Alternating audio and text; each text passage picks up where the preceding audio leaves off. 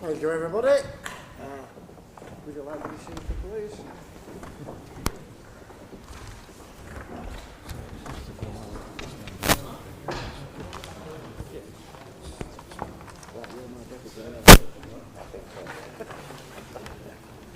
Careful, as you're out.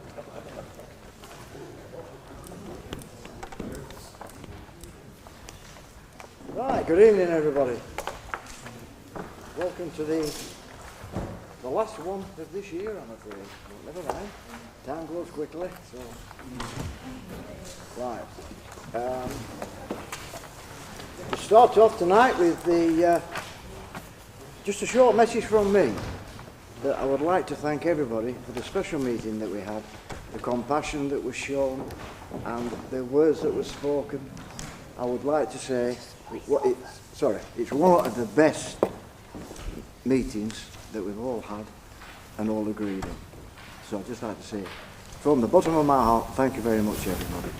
Okay, right, now then we move on. Declarations of interest. Have we got any apologies before we do the declaration of interest? Sorry. Councillor Mohammed Iqbal. Thank you.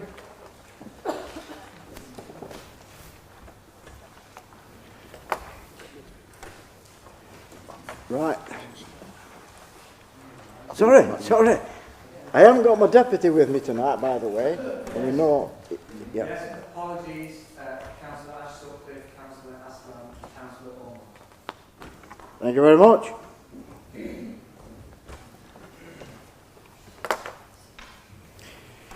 Minutes of the council anymore? No? Is that it? Right, thank you. Right, minutes of the council. To approve as a correct record or otherwise the minutes of the council. We've done the declaration. Okay, we've done the declaration of interest again. Okay, thank you. Have we got any declaration of interest of anybody tonight? No? All right with that? Okay, thank you. Minutes of the council. To approve as a record, a correct record, sorry, or otherwise the minutes of the council held on the 28th of September 2023 and the extraordinary council meeting held on the 27th. Leader. I move them as the correct record. You move them. Thank you very much. What do you second then? Thank you very much.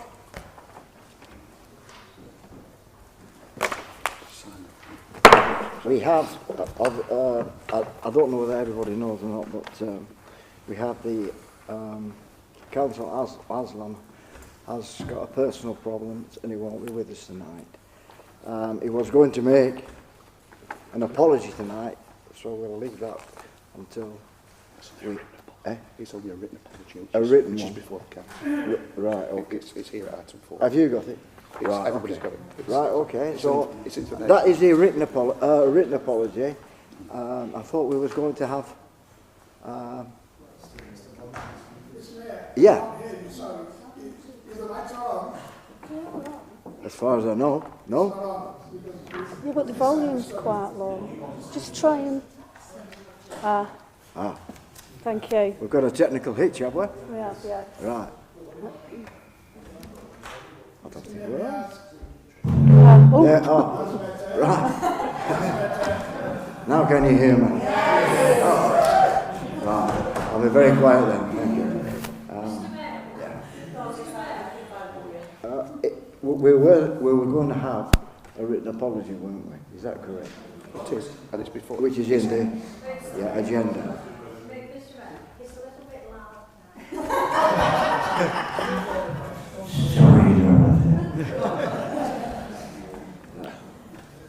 So are we It's just an information item. It's not for debate. right, okay. Mr Mayor, Yeah? can I Sorry, propose, Councillor. Mr Mayor, can I propose that this item is deferred until Councillor Aslam is present? Certainly. Okay. Thank you. I need a second. And the seconder, could we have a seconder, please? You want to speak? All right. Could we have a... Thank you very much. Right. Councillor, would you like to speak? Yes. The reason Councillor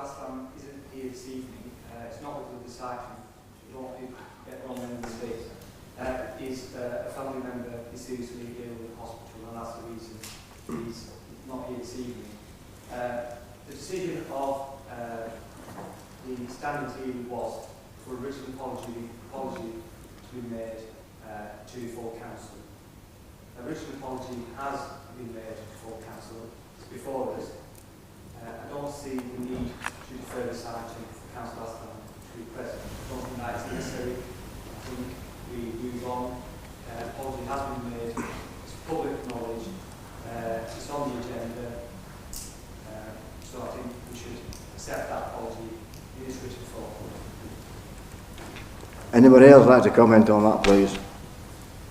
Councillor. Obviously, I wasn't happy standing here when this happened.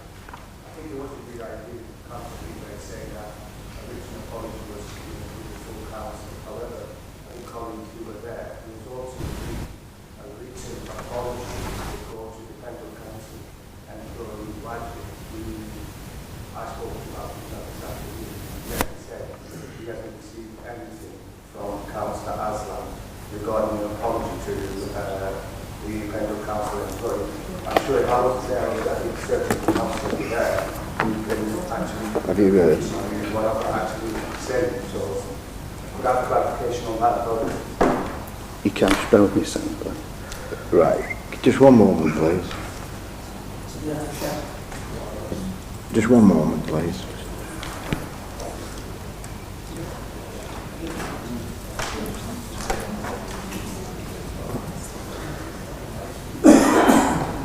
Sorry, I'm just... Go on. Mr Mayor.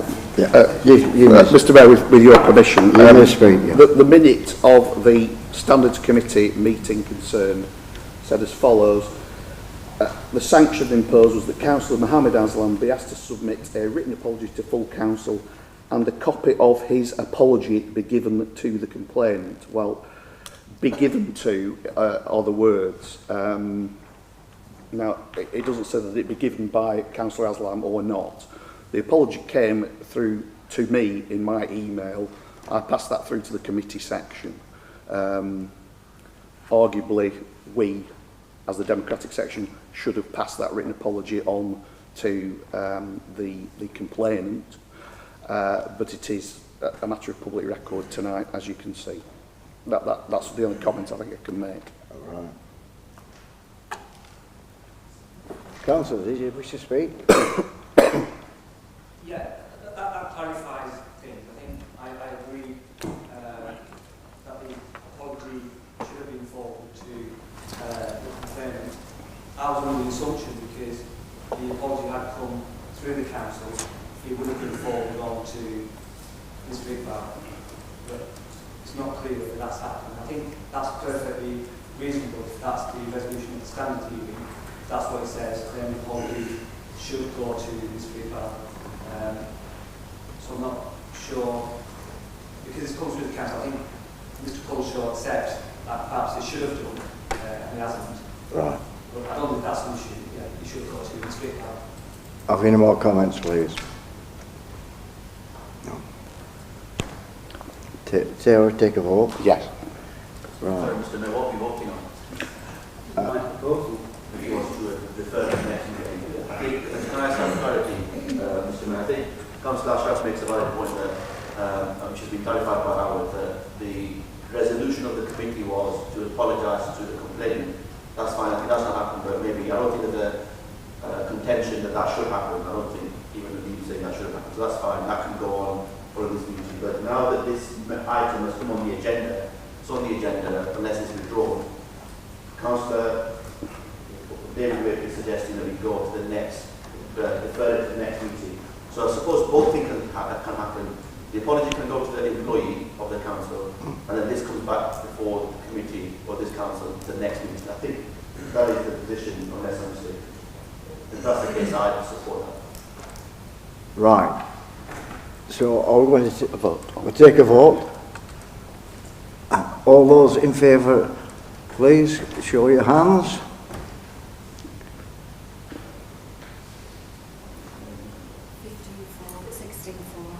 All those against?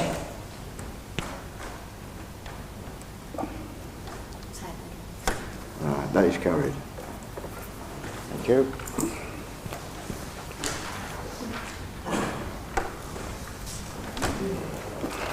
Are there any questions from the public? No?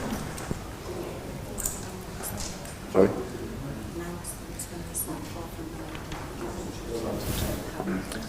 It's announcements from either yourself or the leader. Yeah, I've done my announcement. Right, okay. Right, I've done my announcement. Have you got one from the leader? No. No, that's it. Right, okay.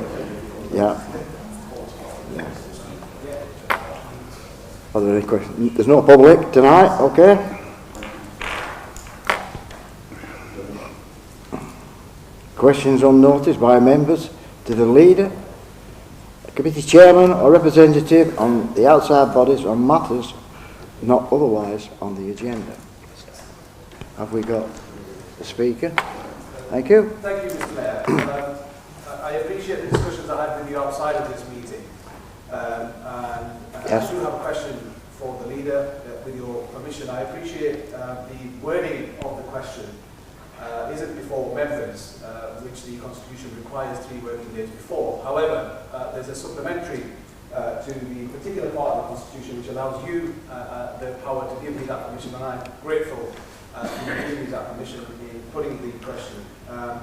Mr. Mayor, does the leader agree that the recent UK government announcement on proposals to increase the earnings threshold for spouse visas and many other immigration applications, rising to £38,700 per annum, will devastate families financially when making the UK their home following marriage and other life choices which bring them to the UK?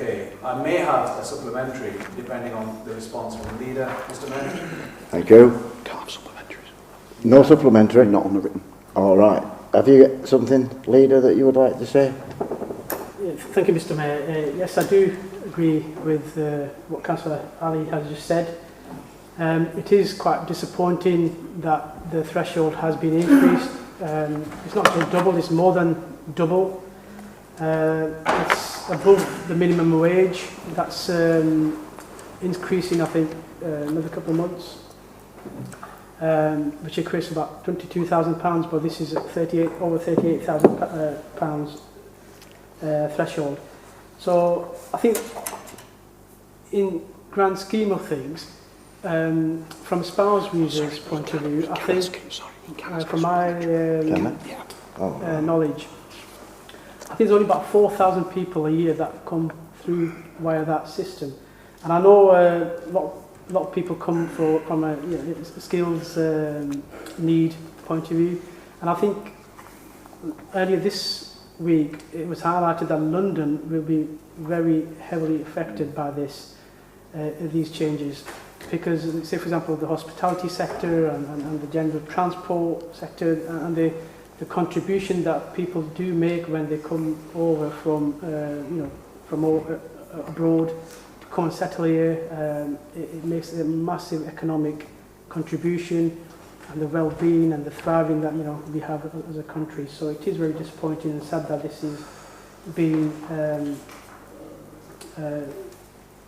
this has been brought in by the Conservative government. It's very sad, but yeah, fully echo what you said. Would you like to reply to that, sir? Thank you, Mr. Mayor. I hear Howard clarified. Yes. Yes. Sorry? Sorry. Hang on. For the supplementary. That's fine. That's fine. Yeah. I'm happy to give it to Councillor. Right, okay. I agree some of the changes which are being proposed are significant changes to the immigration system in this country. And particularly in relation to the point made about spouse visa applications, I think that is going to make it difficult for many couples to bring their loved ones and live together as a family here in the UK. This has to be a question. Having said that, I note the leader's comments about the Conservative government. We shouldn't really make it about politics, but because that's been mentioned, I'll make this clear to the Labour councillors that Keir Starmer and his party are not opposing, or so far haven't come out openly and spoken against Councillor, you're just going off the subject. Can you just... measures. He needs to ask a question. Yeah. Need to ask the question of what? It's not a debate. No, it's not a debate, this is a, it's a question. If you will, please. Yeah. So I think does the leader then agree with me? This is not about one political party. I think it's a decision for MPs who will, in time, debate this in Parliament. So will the leader agree with me that if a particular party is being singled out, surely his own party also needs to be told to propose some changes to the system, because that's the role of the opposition. So does the leader agree with me that the opposition leader should stand in Parliament and try to bring about some changes that are more sensible? Thank you. If there's any more supplementary questions, they need to be asked now, and the leader needs to respond to all supplementary questions. All supplementary questions, apparently, need to be asked now. Sorry, can I just honestly, it's a question. That's good. Does the leader agree with me that both the government, the Prime Minister, Conservative, and the opposition leader at this present time, whatever is coming to the House of Parliament, are both singing from the same hymn sheet? There is no difference. Thank you, Mr Mayor. I'm actually quite surprised by Councillor Ahmed's response. It's the government making these proposals, certainly not the Labour Party. And when that time will come for debate, we'll obviously see the response. But Mr Mayor, would the leader agree with me that actually the government is putting a hefty price tag on marriage, and the price of marriage is clearly one that certainly won't be made affordable, or isn't going to be affordable for many in this constituency of Pendle, in particular Nelson, Briarfield. Currently, if the current rules, Mr Mayor, if someone wants to sponsor their spouse from abroad, they have to earn £18,600 per annum. If you have a non-British citizen child, Mr Mayor and Leader, that actually rises to £22,400. What's actually also quite surprising is a junior doctor here in the United Kingdom at Foundation Year 1. Just bear with me. Please. Just bear with me. There is a question, and I'm sure Councillor Gladwin would like to listen to that question in due course. A junior doctor at Foundation Year 1, Mr Mayor, earns approximately £28,808 per year. Entry-level positions for newly qualified teachers is around £27,981. Someone on a full-time 37.5-hour-a-week minimum wage salary, Councillor Corbyn Price, the mathematician and accountant in the room, will tell us earns around £20,319 per annum. How on earth are these newly wedded husband and wife here in the UK, who have chosen to make the UK their home, expected to be able to be reunited with their loved ones here in the UK, based on these current salaries I've just read out? How are they meant to start a family? How are they meant to buy a home? How are they meant to have children here? With the peace of mind that they have that stability, that they've lived in the United Kingdom their entire lives, they chose to be married abroad, bring their spouses to the UK, and then be faced with this draconian sort of rules and proposals, which will simply put, divide families. It will be destructive to families. And will the leader agree with me, actually, that the recent announcement from the Conservative government, not any other government, the Conservative government, to actually raise the cost of applications. So at this present moment in time, applications cost around £4,000. Ladies and gentlemen, colleagues, £4,000, thank you very much to this government. Oh, and I nearly forgot, Mr Mayor, you're actually required to renew your visa every 2.5 years. So it's £4,000 when you enter the country, and it's going to get higher, in fact, from the 16th of January. Mr Mayor, the leader made a point about skilled workers. In 2023, almost 10% of businesses reported a skilled worker shortage in their employment sector. Instead of showing leadership, these proposals, I'm sure the leader will agree, give no solutions to businesses throughout the United Kingdom who are crying out for help during these economically tough times. Would the leader agree with me then that this government is simply not interested in showing compassion or support to British citizens or others who have chosen to make the United Kingdom their home. It is not interested... Councillor, will you please not interrupt? Thank you, Mr Mayor, Thank for the you. interjection. It is not interested in giving the vital support to businesses crying out for help. It's simply too busy playing politics with people's lives here and abroad whilst trying to save its own skin, Mr Mayor. Okay, thank you. Would you like The to... question? Oh, you should have listened. Right, have you got... Thank you, would you Mr. like to reply to that, Thank you, please? Mr. Mayor. Yes, just very briefly, I disagree with Councillor Ahmed's statement. It is a Conservative government that's making the announcement. It's their policy. The likes of the Prime Minister Rishi Sunak, the Chancellor Jeremy Hunt, multi-millionaires, probably a billionaire, who have, who are married to spouses abroad, which, again, is good, it's healthy, but to put a threshold on the main skilled workforce that we do require, which is healthy for our country, to stop all those people, it's just let be unfair.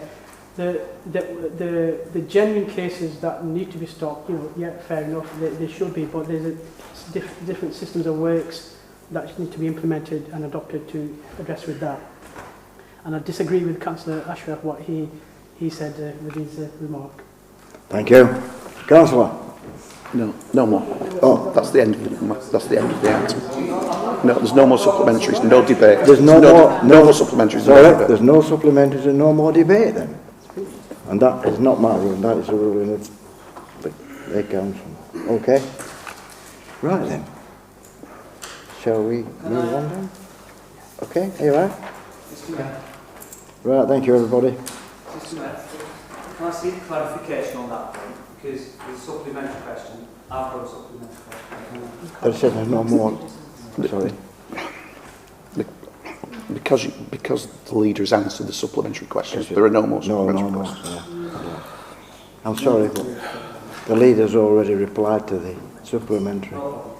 Okay. Thank you. Right. Report by the leader on the work of the executive, please. For noting, I move the... Pardon? For noting, Mr Mayor, I move the report. You moved? Okay, thank you. Any questions? Can I, yeah. Just a question on the executive meeting held on the 19th of October. It says on page 2, in terms of the working group of the executive related to legal services, it says the findings of the group are to be reported to council by the end of this calendar year.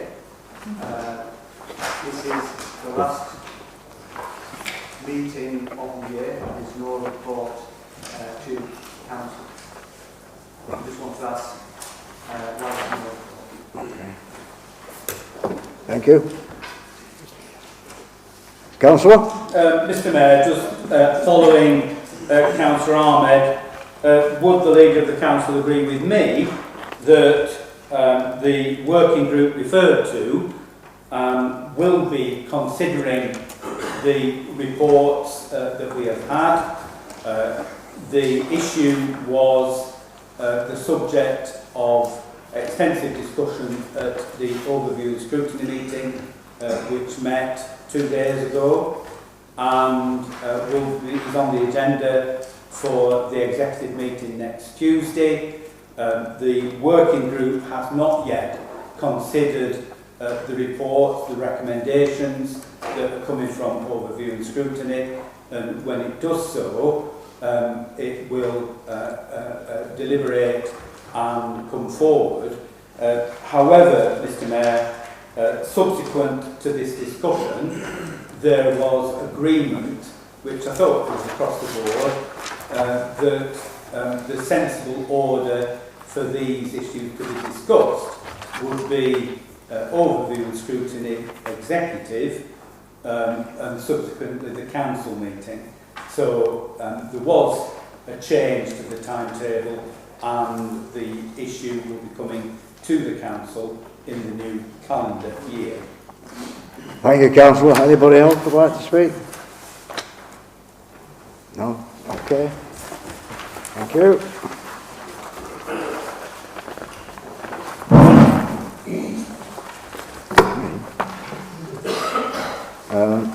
Item 10. No. I thought we did. Oh, sorry. Just for noting. Yeah, the domestic Just for noting. installation. Have we any speakers on this, please? I move, Mr. Mayor. You move. Seconder, please. Thank you. Right.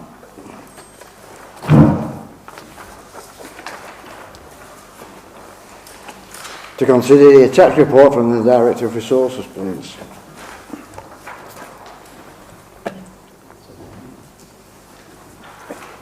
Yeah.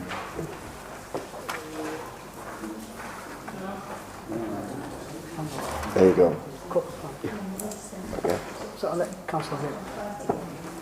Mr. Mayor, yeah, I'll move the. If you will, please. Yeah, I'll move the corporate plan, the amendment, but yeah, happy to move. Again, it reflects the shared administration's plan for this year. It's quite detailed. I say sets the vision for this year coming, and that's the might be minor amendment. Happy to accept. Thank you. Councillor Wick. Thank you, Mr. Mayor. I am content to second with one amendment, which is on page 15.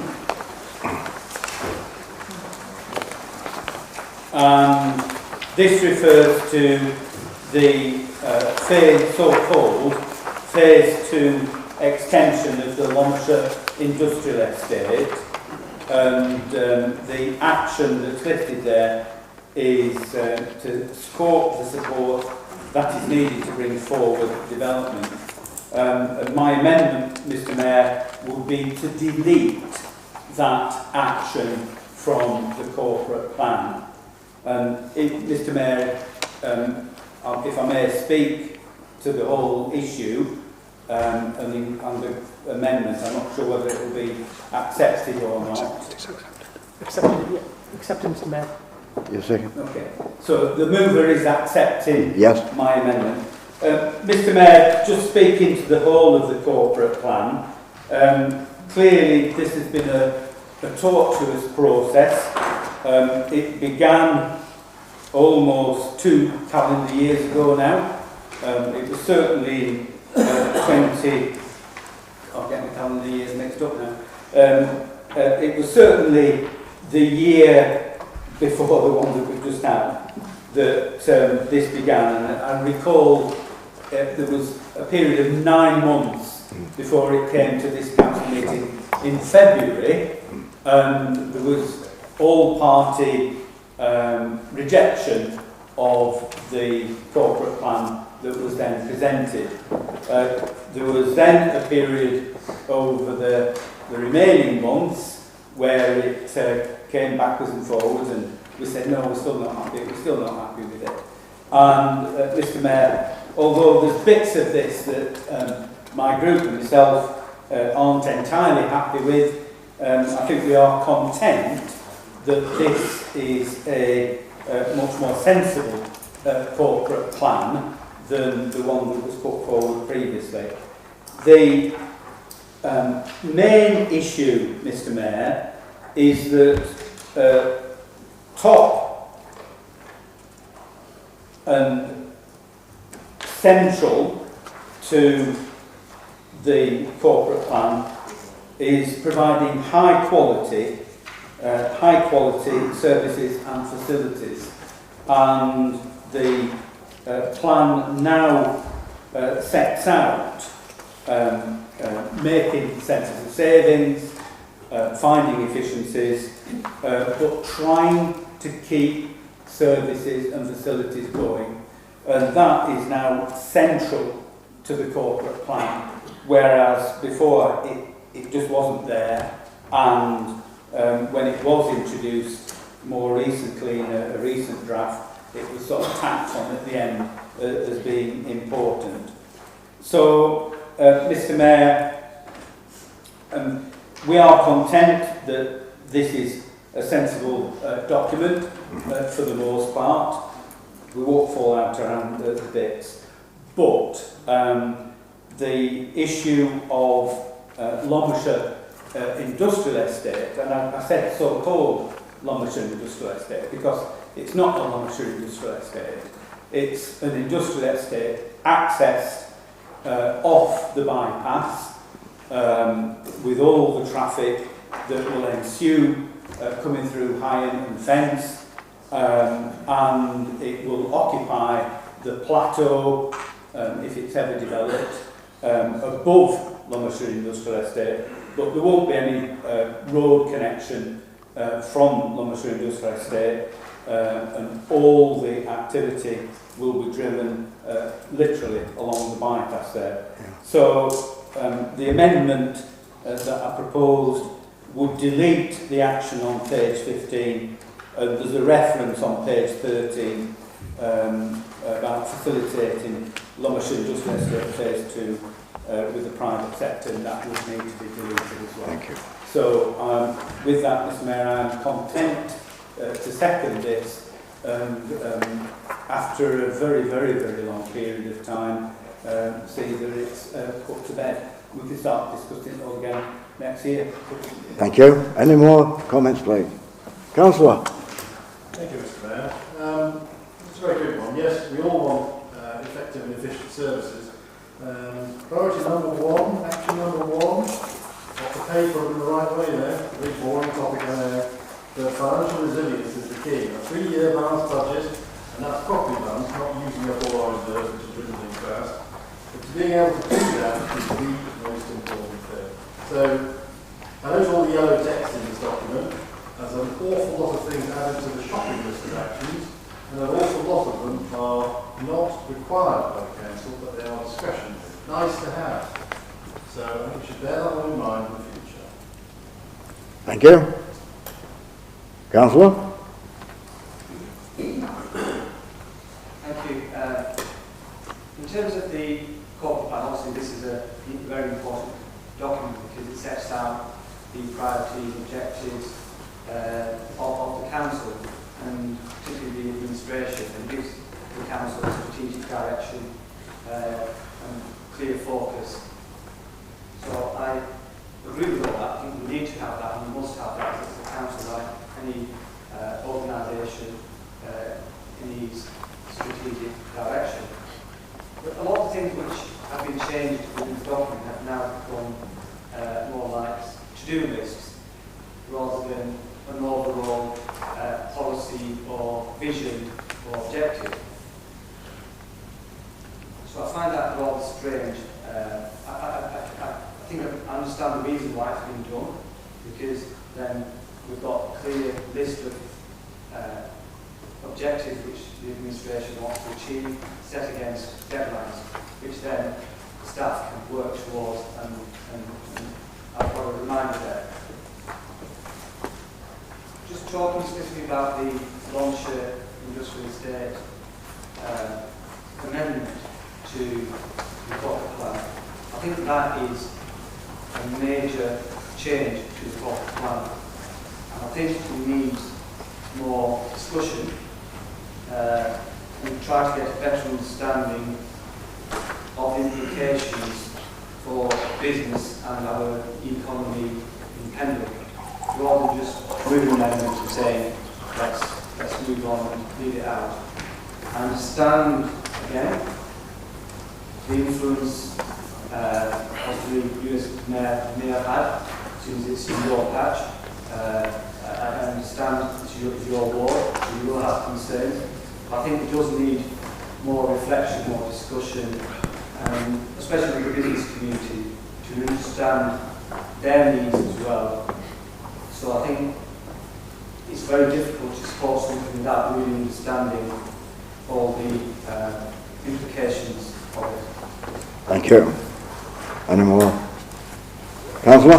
Thank you, Mr Mayor. Mr Mayor, I can't disagree with much of what's been said before me, but I think what is sad to read is the introduction And I think that's where we should start with. If you look at the introduction of page 5, it says that Pendle is the 36th most deprived area after 217 districts and unity authorities in England. This is up from 42nd in 2015. Pendle is the 5th most deprived district in Lancashire. The deprivation pictures vary significantly in Pendle as 8 out of 20 wards are in the top 10% most deprived areas in the country.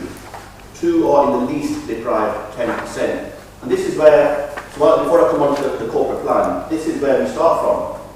And there's been abject failure, in my view, from this Conservative government. We've been in power for 13 years. We have a Conservative MP, and this is the picture that we have in Pendle. And this is a sad reality of Pendle, that things are getting worse. People are suffering. Our wards are being deprived. So I think that's the key thing we must start on.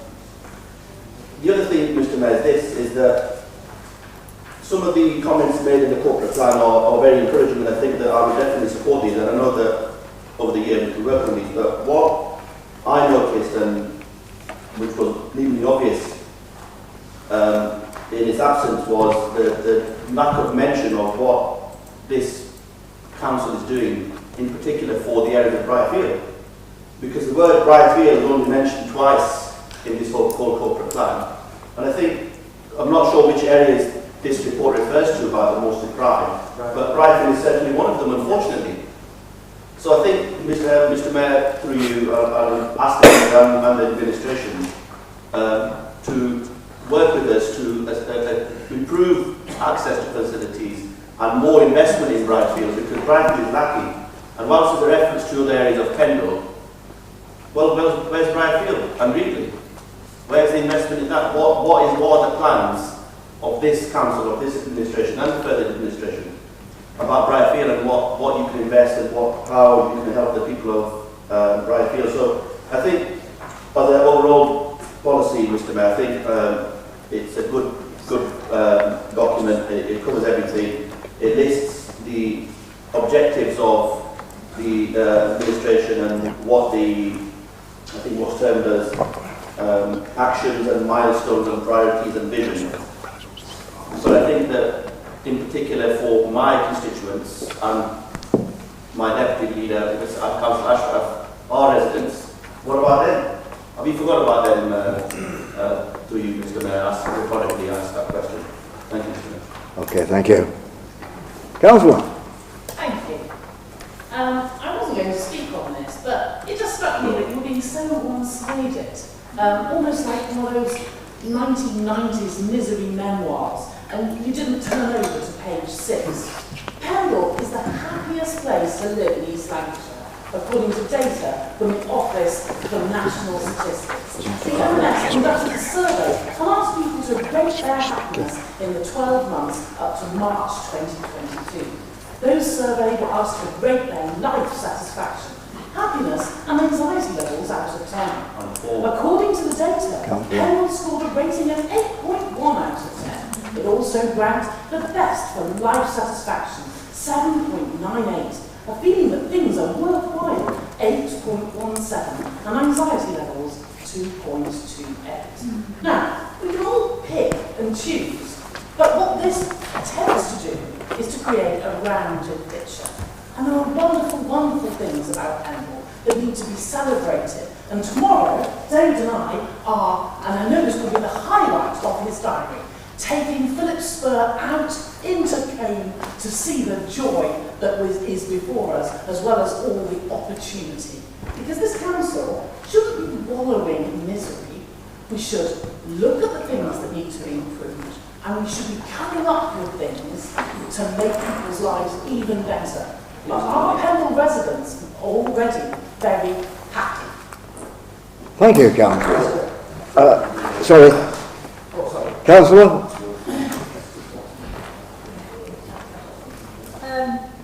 Thank you, Mr. Mayor. If you look at Colne in particular at the moment, Councillor Corbyn Price might think everybody's happy. There are more food banks.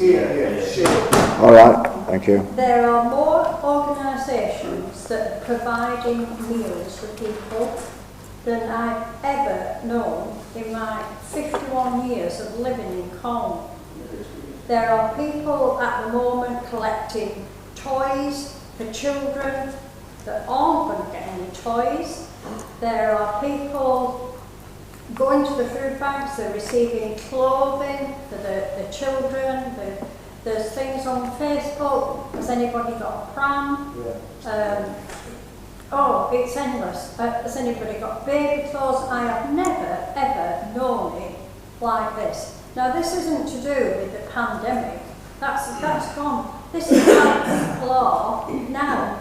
In my town, a lot of people, a lot more than I think Councillor Coburn Price realises, are really suffering and are desperate, absolutely desperate. Thank you, Councillor. Councillor? Thank you, Mr. Mayor. It's good to see our colleague Sarah Coburn Price is very happy, everything's hunky-dory. I can guarantee you one thing, as the Councillor has said there, there's a lot of people in my ward, a lot of people who are very, very unhappy or struggling to pay heating bills. I didn't expect anything else from a Conservative council, so that sort of reply. It's their government who has put my constituents in their misery for the last 13 years. I know people who have committed suicide because of the high level of poverty they've been through. Their children are wearing the same clothes for 2 weeks at a time. And she comes here and says, yes, everything's happy and everything's happy. Shame on them. Shame. Any more questions? It looks like we've got two different sorts of panel here. But anyway, let's we'll go to the vote then for this, if you could please. All those in favour?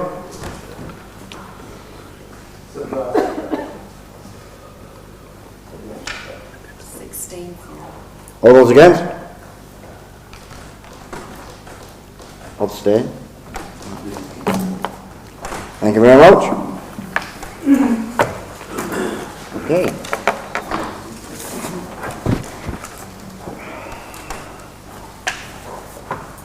Are you doing item 11? Yes. Right, the first one. Yeah, 11A. Pardon? 11A.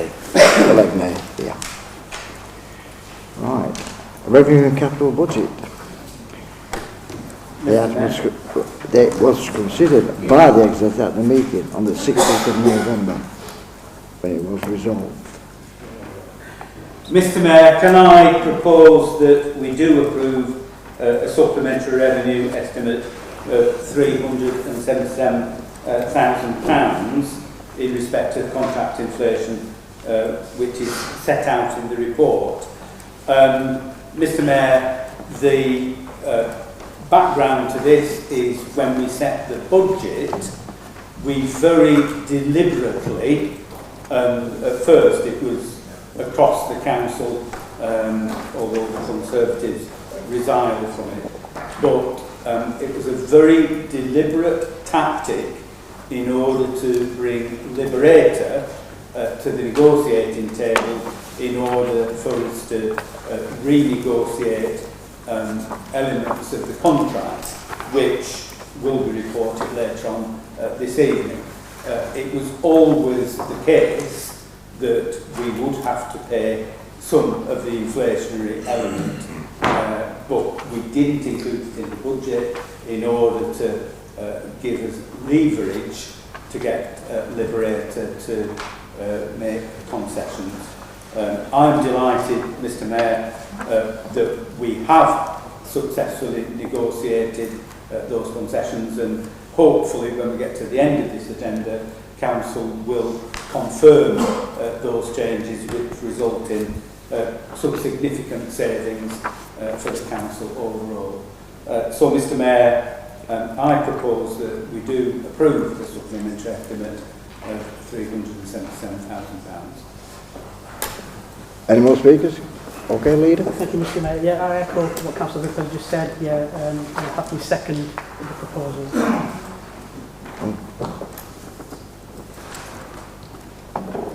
Shall I go to the vote? I better go to the vote. Thank you, sir. Sorry. Thank you, Mr. Mayor.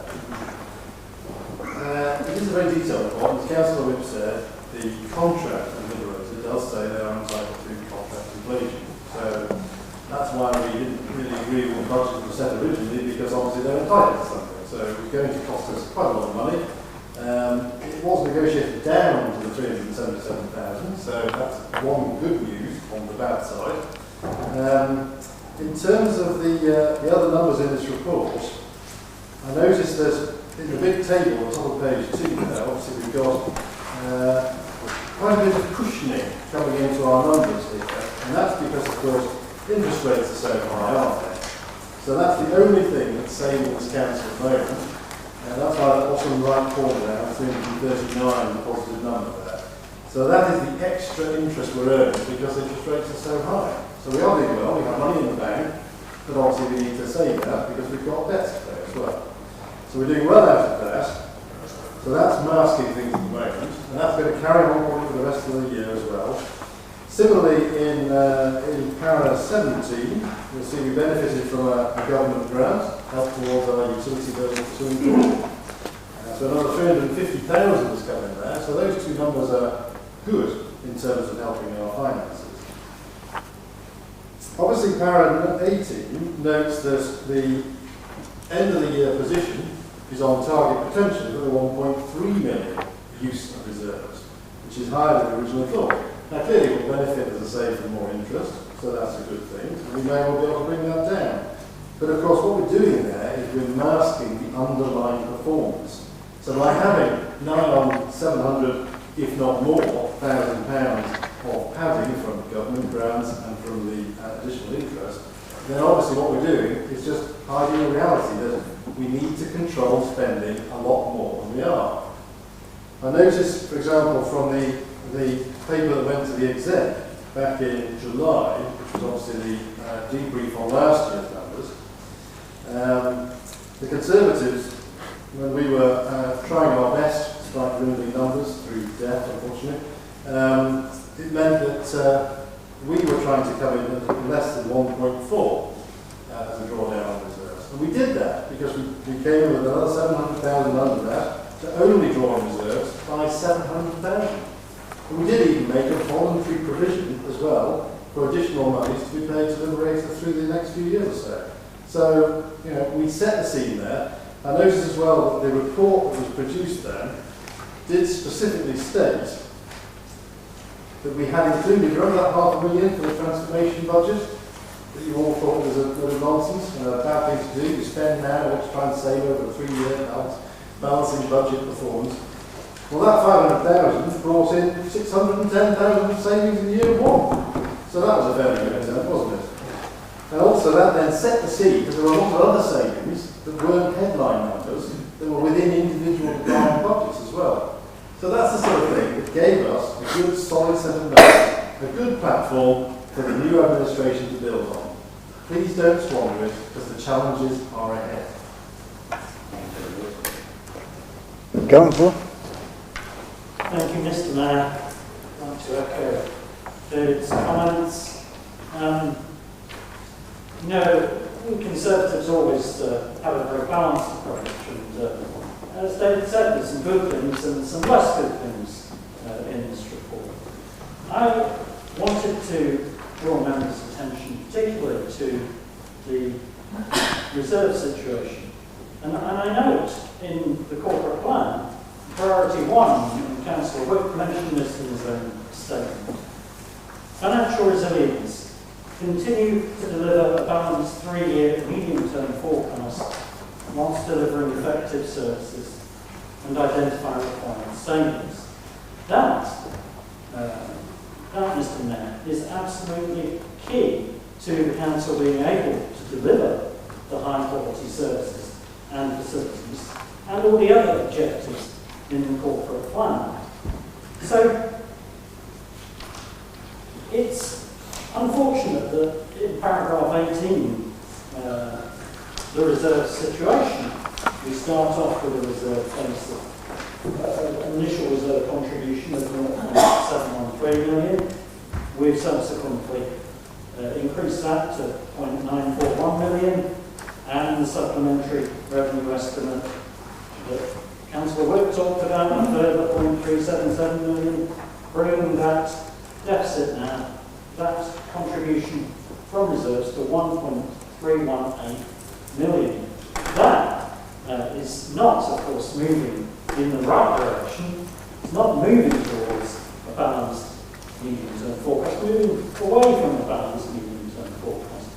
And so, with that in mind, I would ask members to bear in mind that in the next article, the next item on the agenda, 11B, Area Committee Budget Reinstatement, I'm hoping that members will all reject the proposal to reinstate yet another 119,000, which also would come out of reserves and make our situation in terms of moving towards a balanced medium-term forecast all the more difficult. Thank you. Are we any more speakers, please? Yeah, just before Councillor Boyce. No, I'm going to respond to the debate. Just a quick point in terms of, pick up one which Councillor David Holden-Price made in terms of the interest payments. Yes, it's good, we've got that interest payment and it's welcome, but any organisation or business cannot really rely on that interest. We might have that this year, next year, but in the long term that is not a sustainable position of the council. So we need to bear that in mind when we're making decisions in terms of balancing budgets and spending money which we don't have. Thank you. Councillor Wick, sorry. Thank you, Mr. Mayor. In responding to the comments, can I congratulate Councillor David Coburn-Price for his flair for fantasy finance? Because, Mr. Mayor, he spoke rosily of the Conservatives' record over the previous 2 years. Can I remind him that Pendle Council in the last financial year overshot its use of reserves by some 50%. The initial budget was for some £800,000 and that turned into a raid on reserves that added up to £1.2 million. Point of clarification. A figure, Mr. Mayor, bear with us a figure, Mr. Mayor, that was by far the highest raid on reserves in Lancashire. Wow. And a situation that this administration inherited. Now, Mr. Mayor, I spoke in introducing this item, the supplementary estimate, about that negotiation with Liberator, which will result in savings to this council over the remaining term of this contract of many, many hundreds of thousands of pounds. So we are talking about real savings in a real world rather than the fantasy financing that is so beloved of the Conservatives and the other half of the chamber. Councillor Coburn-Price also spoke about the so-called transformation programme, where hundreds of thousands of pounds were spent on consultants that achieved nothing, a hill of beans, because those savings that Councillor Coburn-Price quoted a complete bunker. Now, the transformation programme spent over 12 months negotiating with Liberator to try and reduce the contract and achieved absolutely zilch, nothing, zero. It was only when we came with a fresh approach, completely different to the transformation programme, is that we've actually got real savings that subject to agreement tonight, we will be agreeing as part of the contract, the negotiation that we've had with Liberator. So I despair, Mr Mayor. Councillor Dorothy Lord spoke earlier on about whether the Conservatives, I might be somebody over here actually, about what world the Conservatives live in. And it's time that Pendle Council lived in the real world and not in the fantasy finance world that unfortunately Councillor Coburn Price, in leading the finances of this authority for the previous 2 years, dug us deeper and deeper into the mire. And Mr Mayor, it may be beyond me, it may be beyond the council as a whole, but I am determined that we dig ourselves out of the mire and that we put ourselves on a firm financial footing for the future.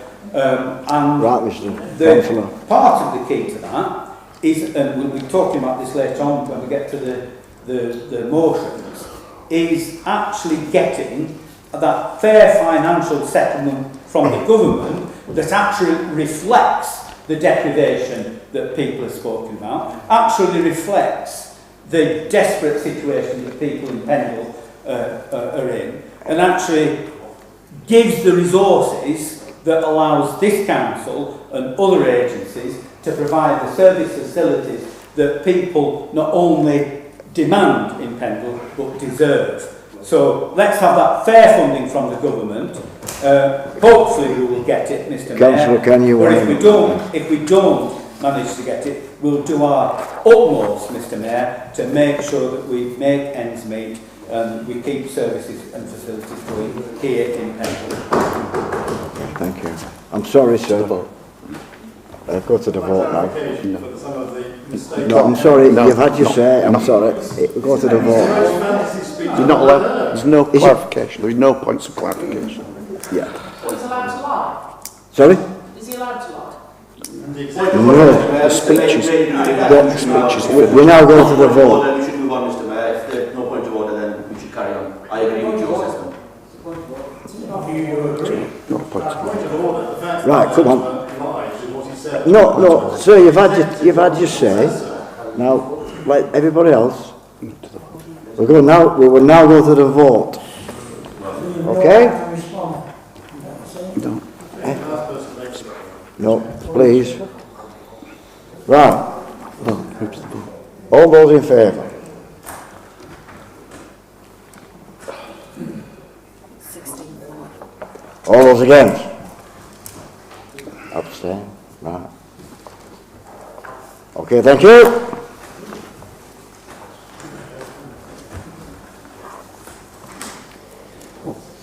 Right. Is that in the constitution? Yeah.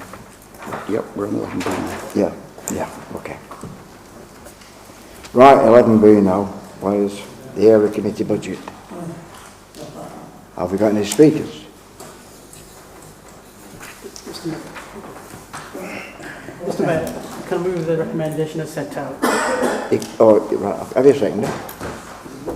Right, Mr Wick. No? I'm not seconding. Right, okay. Right, okay. Right. Sorry, can we rephrase that? Sorry, Mr Mayor. Yeah, the request from the Nelson, Briarfield and Relay Committee is to reinstate the funding. That's what I'm recommending. Come on. Mr Mayor, has it been seconded? No. Right, I'm Right. Are you... Thank you very much. Right, okay. Mr Mayor, this is £119,000 that we haven't got. This is money that...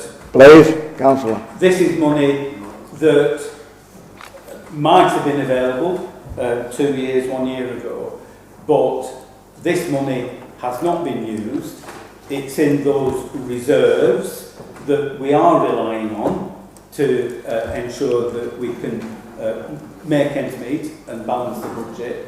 And if this is approved tonight, it will mean that effectively we have to find another £119,000 of savings in order to sustain that balanced budget position. And we are in dire financial circumstances. Councillor Corbyn Price, when he was the finance lead, spoke several times about the threat of Pedal Council becoming bankrupt because we didn't have enough funding to carry on paying for the services and the facilities that we've got. And although we work on improving that position, that is a challenge for the future.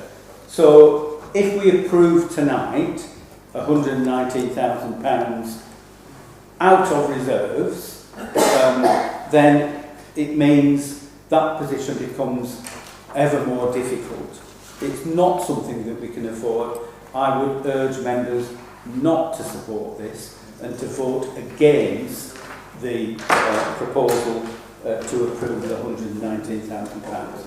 So I'm not moving an amendment, it's a straight for and against, and I'm saying the council should be against it. Thank you. Councillor. Thank you, Mr. Mayor. Yes, I agree with Councillor Whip on this one. I think we should definitely refuse this one. It is totally unfunded, unbudgeted, etc. It also conflicts with the rules that we all bought into last year. We had the big debate about area committee budgets, the importance of area committee spending some money, a small amount of money, locally to address projects that we all felt were dear to our local electors' hearts.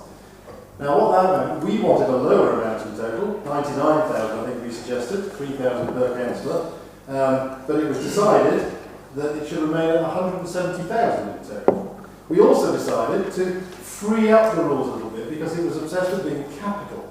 And we said there was real challenges in finding capital, not back streets, aren't we, honestly, but they're not our back streets, are they?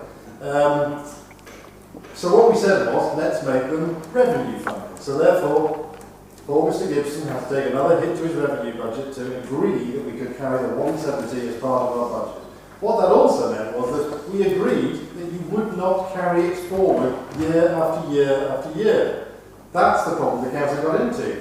You remember the number of 544,000, which was set in our capital budget? That was delayed projects.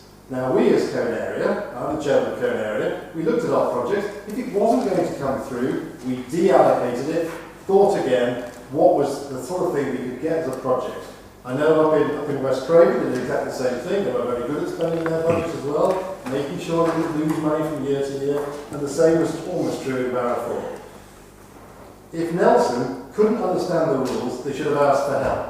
You can't then just go back and rewrite it and say, please give us some more money so we can then not spend that as well, and in the meantime, worsen the council's position.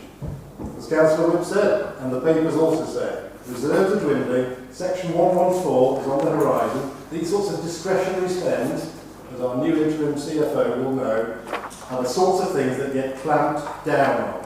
These are the things that do not get permitted when the government inspectors come in.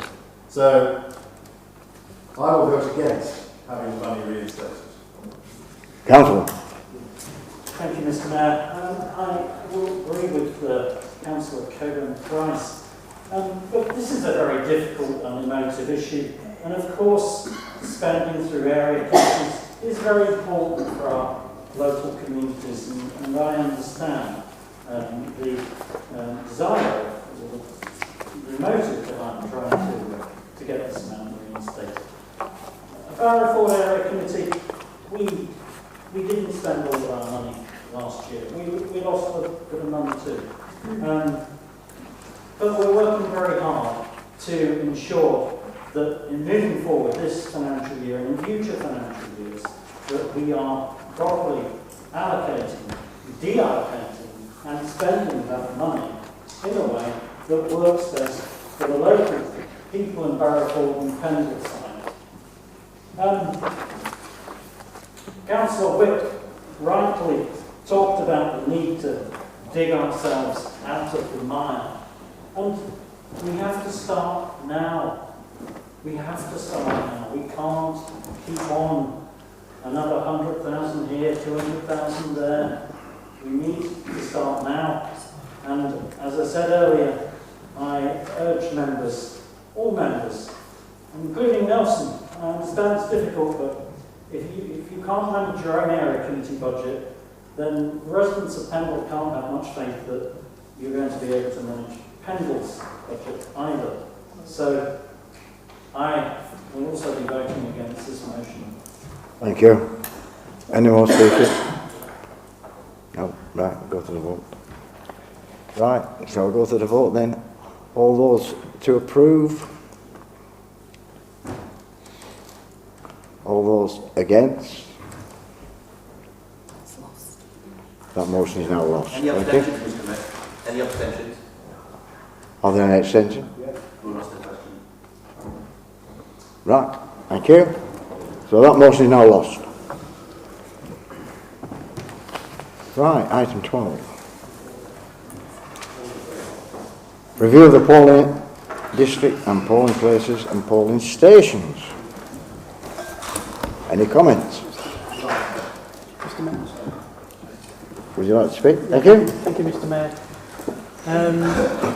Mr. Mayor, I would like to make move an amendment that on page 3, number 12 is being proposed to be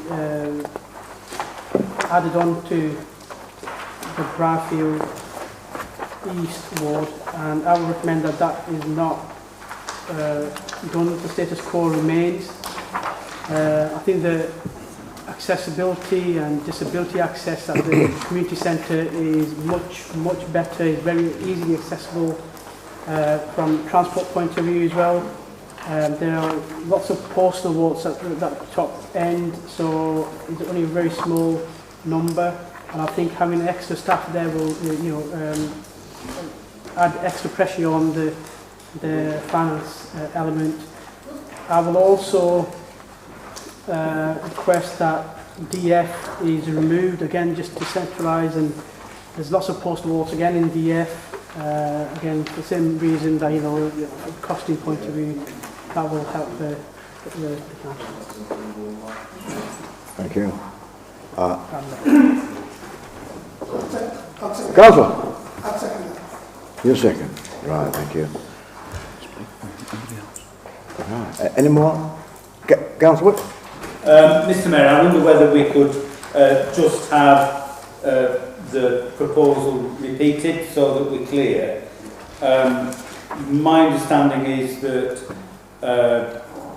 it's to retain the community centre in Briarfield rather than introducing a further polling station. Is that correct? And to remove a small polling station across the road? Yeah. Mr. Mayor, I mean, my group will make up their own minds individually. I think, harking back to the discussion that we've just had, there is an imperative for us to save money, and the election costs have increased substantially in recent times because of new legislation and the like. So I can see some justification in not expanding or preferably contracting the number of polling stations.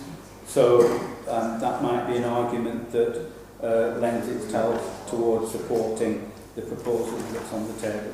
Thank you. Councillor? Thank you, Mr. Chairman. So when we discussed this at the governance working group, what we found as members of that working group was that it was the largest return in response from the public consultation we've ever seen, I think. I think that was the sometimes put to us. It was the largest return by members of the public regarding this topic. The current polling station, I'll touch on first, which is B, I think, village of the council is referring to. It's in the heart of Briarfield, it's right at the bottom of in the middle of the town. The vast majority in terms of the landscape of that ward runs up Halifax Road, further up, it's right up the top. King's Causeway, sorry. Up King's Causeway. The housing estate there, it couldn't be further away in terms of you drew across. The new proposed polling station is in the heart, in the centre of the ward. The most easily accessible for all abilities and disabilities, so you can walk there from the whole of the whole borough. The current polling station is literally the worst place for the vast majority of the population in that ward. It's just a matter of fact. And the fact that we saw the largest ever return from a consultation from the polling station, we as members should be listening to the public. And going along with the recommendation that the officers have made here, we should be moving it to the centre of the ward. It quite literally couldn't be further away. And as for the recommendation or the suggestion to remove DF, it's again restricting residents of Bradley from their nearest polling station. So I urge members to refuse the alterations that were suggested there. We should support the consultation and agree with members of the public that the polling station in Briarfield should be central for them, and we should retain DF as suggested by the witnesses in their report. So I do disagree and urge members to go along with the recommendation that's set out in the report originally. Oh, sorry. Right. Thank you, Mr. Mackey. Just to make Councillor McGladrey aware of things, this all started, I think, under the leadership of Councillor Cooney about 4, 5, 6, 7 years ago, when the number of councillors was reduced from 47 to 30 something. It was the Conservative-led administration who led on that and actually said, we are doing this to save money. That was what Councillor Cooney and his administration said. I don't know how many councillors were councillors at that time. And it was agreed and passed by Conservative councillors that the best polling station for the ward of my ward, for Briarfield, for the last 4 years, is Community Centre.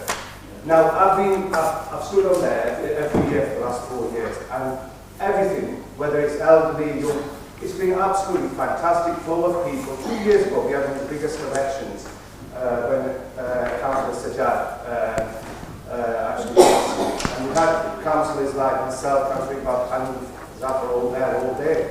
And there was no issue at all, Mr. Mayor. It just ran smoothly. And it was done because we wanted to save money, as the council said. It was a bit Conservative administration who brought this in. Now, because it's for some reason they're saying we've had so many people, it's fair enough. But we were there, it was done to save money. Now, because it doesn't suit them, we're not bothered about money. All evening I've heard from the council, Gordon Price and the teams, save money, save money. Only when it suits them, Mr. Mayor. This is the hypocrisy of the Conservative administration. Mr. Mayor, I will be supporting Councillor Asher and Councillor Wick in moving to refuse this recommendation. Any more? Councillor. Thank you, Mr. Mayor. Mr. Mayor, Councillor Asher has given you a short history of this polling station, and he's right to say that this was one of the polling stations, I think 4 or 5 years back. Yeah.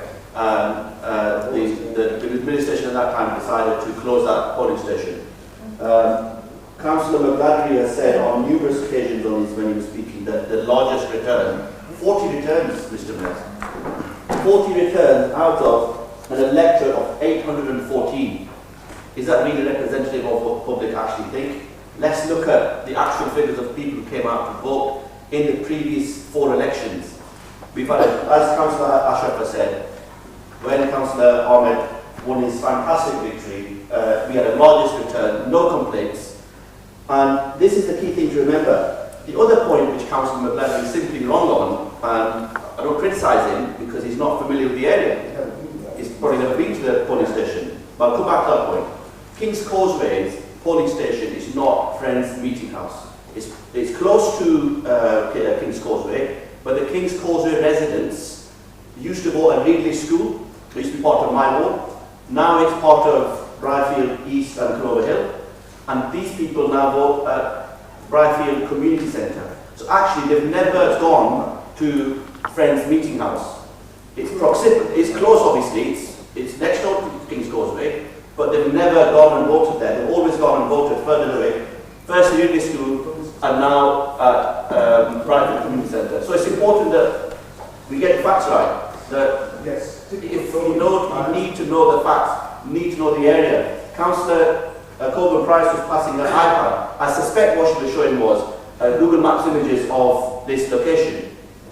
And there's reference to, or maybe she wasn't. Can you speak to it? If we look at, and maybe if she wasn't, maybe I invite her to look at Google Maps. Because the reference in this document is access to, for voters to come in. And it's ease of access, disability access. If you look at Google Images, Mr. Mayor, it's a very narrow entrance. It's a very old building, I'm not sure, maybe the 1800s, I'm not sure when. But it's a very narrow entrance, it's a single entrance. And there's no parking. You've got to park outside on Edge End Avenue, Gibson Road. No parking. Actually, I say it's a danger to the people that live near there and to residents. Then access into the Friends Meeting House is not easy. If you've got a wheelchair user, I'm shocked actually that this report mentions access and how it improves access. It says that. The change to Friends Meeting House is intended to improve access for elderly and physically disabled voters. If you look at Google Images, it does the very opposite. So I think that's the key thing to remember. Then we come on to,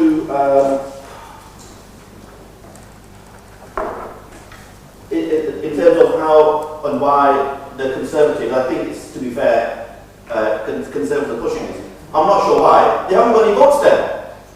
The people that live there used to vote for Labour and now will vote for independence. Actually, so this is the thing. We're not doing it for, if this was a purely political thing, Mr. Mayor, we'd say, look, let's keep that polling station because it's actually better for me and Councillor Ashraf in the next election. But look, it's not about that, it's improving access. And we are, I would suggest, Mr. Mayor, if we go and open this meeting house, we are restricting access to people because in Brighton Community Centre, we've got people who can park, you've got toilet facilities, you've got disabled access, you've got shopping centre, the Morrison's store next door, you've got various libraries, so people actually come out and go out for a day out, and it's very, very close to the bus stop. So this is the thing, it's improving access, Mr. Mayor. Thank you. Okay, thank you.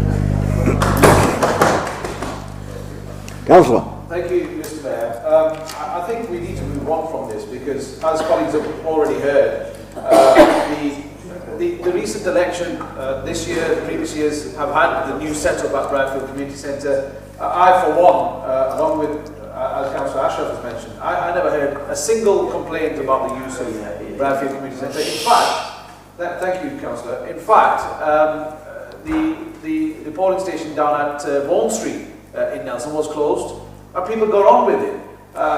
People who want to vote will vote, and that's what matters here. Ultimately, the access, there is no access issues at Brighfield Community Centre. I, like I say, for one, never heard any of those issues. Vaughan Street is another example. The council made a decision, probably financially, to try and curtail some of the financial costs. Let's hopefully see some consistency here. If the Conservatives want to bang on about how budgets need to be controlled and managed, then clearly this is another one of those examples where they want to pick and choose when they want to use budget terminology. And I think ultimately the suggestion there about disabled access, there aren't any concerns about disabled access at Brighton Community Centre. My colleagues who are much more learned than I am in terms of the geographical location of the Friends Meeting House and the physical and practical issues in accessing it. The irony is they probably are reflective of the majority of the people who do come to vote at Bradfield Community Centre from that particular patch of the EB area. So I'm happy to support the recommendation as set out by the leader. Thank you. Councillor? Yeah, just a couple of points I'll pick up on. I think a lot of items which I want to speak about have been covered. Just talking about firstly about the issue about voting, who residents can vote for Labour and Independent. This is not about people are going to vote for. I think this is about members of the public saying they would like to see that polling station brought back to use, and the residents being given opportunity to visit that polling station. Because if you look at, in terms of the responses back to the consultation, if you look at all the other polling stations, about 1, 2, maybe 3 responses. This has had 42 responses. I think that's telling you something. There's a clear message there from the residents. We had a detailed discussion at the working group. Councillor Gladwin was there, Councillor Mead, myself, Councillor Witt, and Councillor Witt agreed with us that this should be reinstated and brought back into use for the residents of that part of Penrith.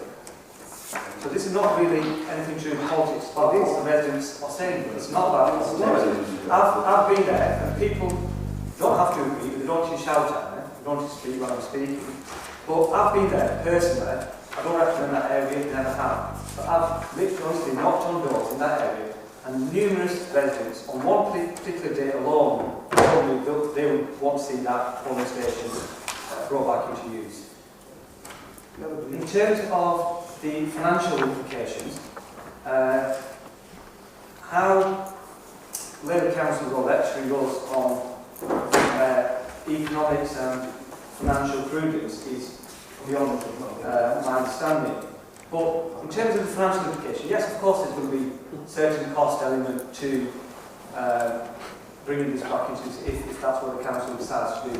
But I don't think that is a significant cost. Yes, every pound makes a difference, but it's not a significant cost. But if it means this is what the residents of that particular part of Bradford feel, because they feel alienated, some feel they're not part of the community, and there's some of the residents I've spoken to genuinely believe that this is a deliberate ploy from the council. It's not. For whatever the historical reason is, we've heard about Councillor Cooney. I can't remember. I don't think it was Councillor Cooney at the time, but if it was, I'm not very bothered. It was Councillor Cooney or Councillor Iqbal or Lee, whoever. The fact of the matter is, just because we made a particular decision in the past, if we feel that is the wrong decision, we should be perfectly comfortable with making the correct decision today. It's tried, tested. If residents are coming back to knock on the door saying, look, year on year, this has been going on for several years now, and residents feel really frustrated in that area. And I think we should get them involved in the political system. Yes, there's a high turnout, but there are people in that area who genuinely do not come out and vote because they do not want to go to the community centre for whatever reason. It's not a lie. It is a lie. It's not a lie. Councillor? Prove it. I'll give way. If Councillor Neil Ashford proves that I've lied, I want that. Mr. Councillor, please sit down. Thank you. Mr. Mayor, I want to explain. Councillor Neil Ashford has accused me of lying. Yes. I want him to explain why I've lied and provide evidence. Okay. Yeah. Right. Sorry, for the last 14 years, I've knocked on every single door in that ward, and in particular the last 4 years since this change from the community, from the Friends House to the community centre. Last year we knocked on every single door with colleagues. This year the year before yesterday, not one resident actually said we don't want to go and vote to the community centre. You know what they were more worried about? What the new law coming by the Conservatives about having to bring their ID. That was the bigger problem, not actually coming to the community centre. I've represented that law for 14 years, 20 years now, Mr. Mayor, and point to where you can sit down, please, is that it is the last 4 years I've stood there from 7 in the morning till 10 in the evening, every day, every election, and not one person has come in to complain to say we're not happy to vote. Like Councillor Iqbal said, they were happy to do their shopping at the same time. I had to drive constituents back up, not because they didn't want to vote, because they forgot to bring their ID. Right. Councillor. I gave way. One moment, please. Obviously, I agree with Councillor Ashraf because I've been with him for the last 2 years, and we've never had any complaint from any one of those residents. And over here, there's 40 residents who responded. So it shouldn't have an issue. So I totally agree with Ashraf. Okay, thank you. Right, okay. That's a finished speech. I don't think it. I think we've heard enough on this. So. I think we're going to the vote now. Mr. Mayor, He hasn't finished his speech. in this chamber, are you going to allow this sort of behaviour, people heckling and shouting disrespectful. We've been lectured by other people about the code of conduct, Right. showing respect. I've tried to be respectful. If this continues, I will show disrespect to you. So it has to stop. It has to work both ways. I've got a lot of respect for all the councillors in this chamber, and I don't want to resort to their level, but if it continues, I have to. But in terms of the point Councillor Liam Ashcroft made, yes, I accept you might have not from those, and other councillors have as well. Just because people haven't mentioned it to them, doesn't mean they haven't mentioned it to me. That's the point I'm making. People talk to different people in different ways. I've had people speak to me, numerous people have said to me, reinstate that polling station. If the council chair decided not to, that's fine, I respect it, we should go to council. But to accuse people in this council chamber of lying is unacceptable, Mr. Mayor. Secondly, just in terms of the second, I just want to clarify with the leader, please, if I may. The second polling station, is that the Whitefield part, is it the Bradley? Which one is it? Right, yeah, get onto that, please. So which one is it? Just Number 1 Market Street. no, which polling station is it? DF. DF. Just double check that. DF. Now it's We need to. We've got 2 more speakers. yeah. 2 more speakers. If I may speak on that now, Mr. Mayor, on DF, Yeah. Mr. Mayor. So in terms of the Bradley polling station, what we're asking the residents of that part of Nelson to do is, if I'm correct, go from number 1 Market Street, let's say where I used to live, on Milton Street, that's part of Bradley now. We're expecting residents from that part of Benton Street, Milton Street, to go all the way up to the zone. Is that correct? That is totally unreasonable, I think, in terms of number of voters at the zone already. We're going to make that even more busy than it needs to be, and we're asking residents from that bottom part of Bradley to go quite a long distance all the way up to the zone. So I'll be voting against that part of it as well. Thank you. Councillor. Thank you very much, Mr. Mayor.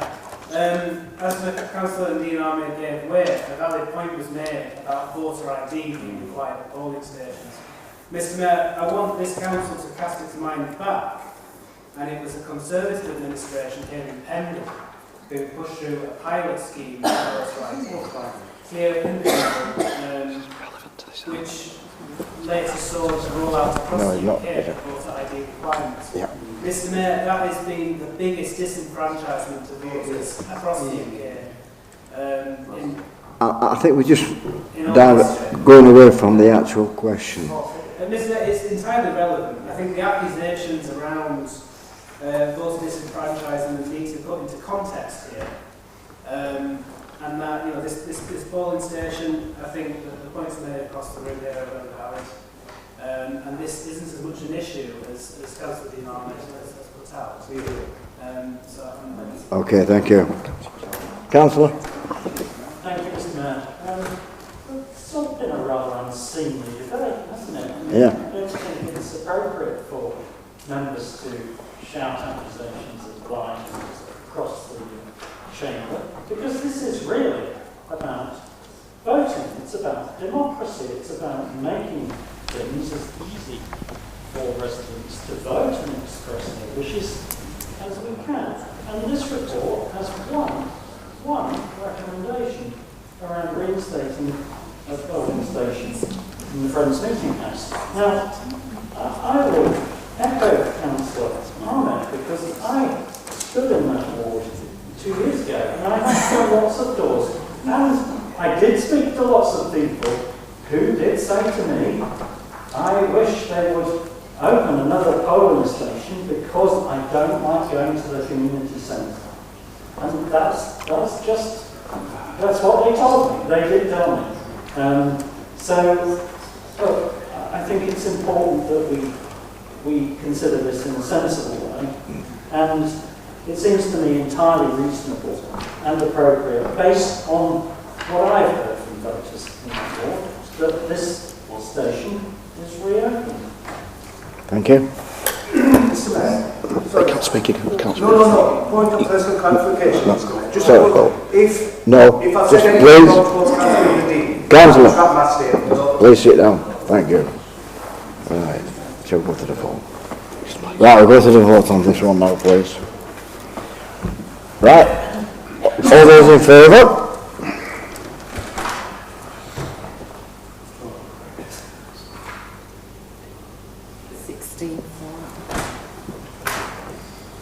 All those against?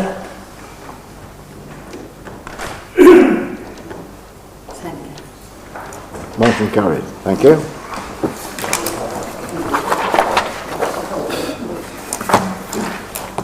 Item 13.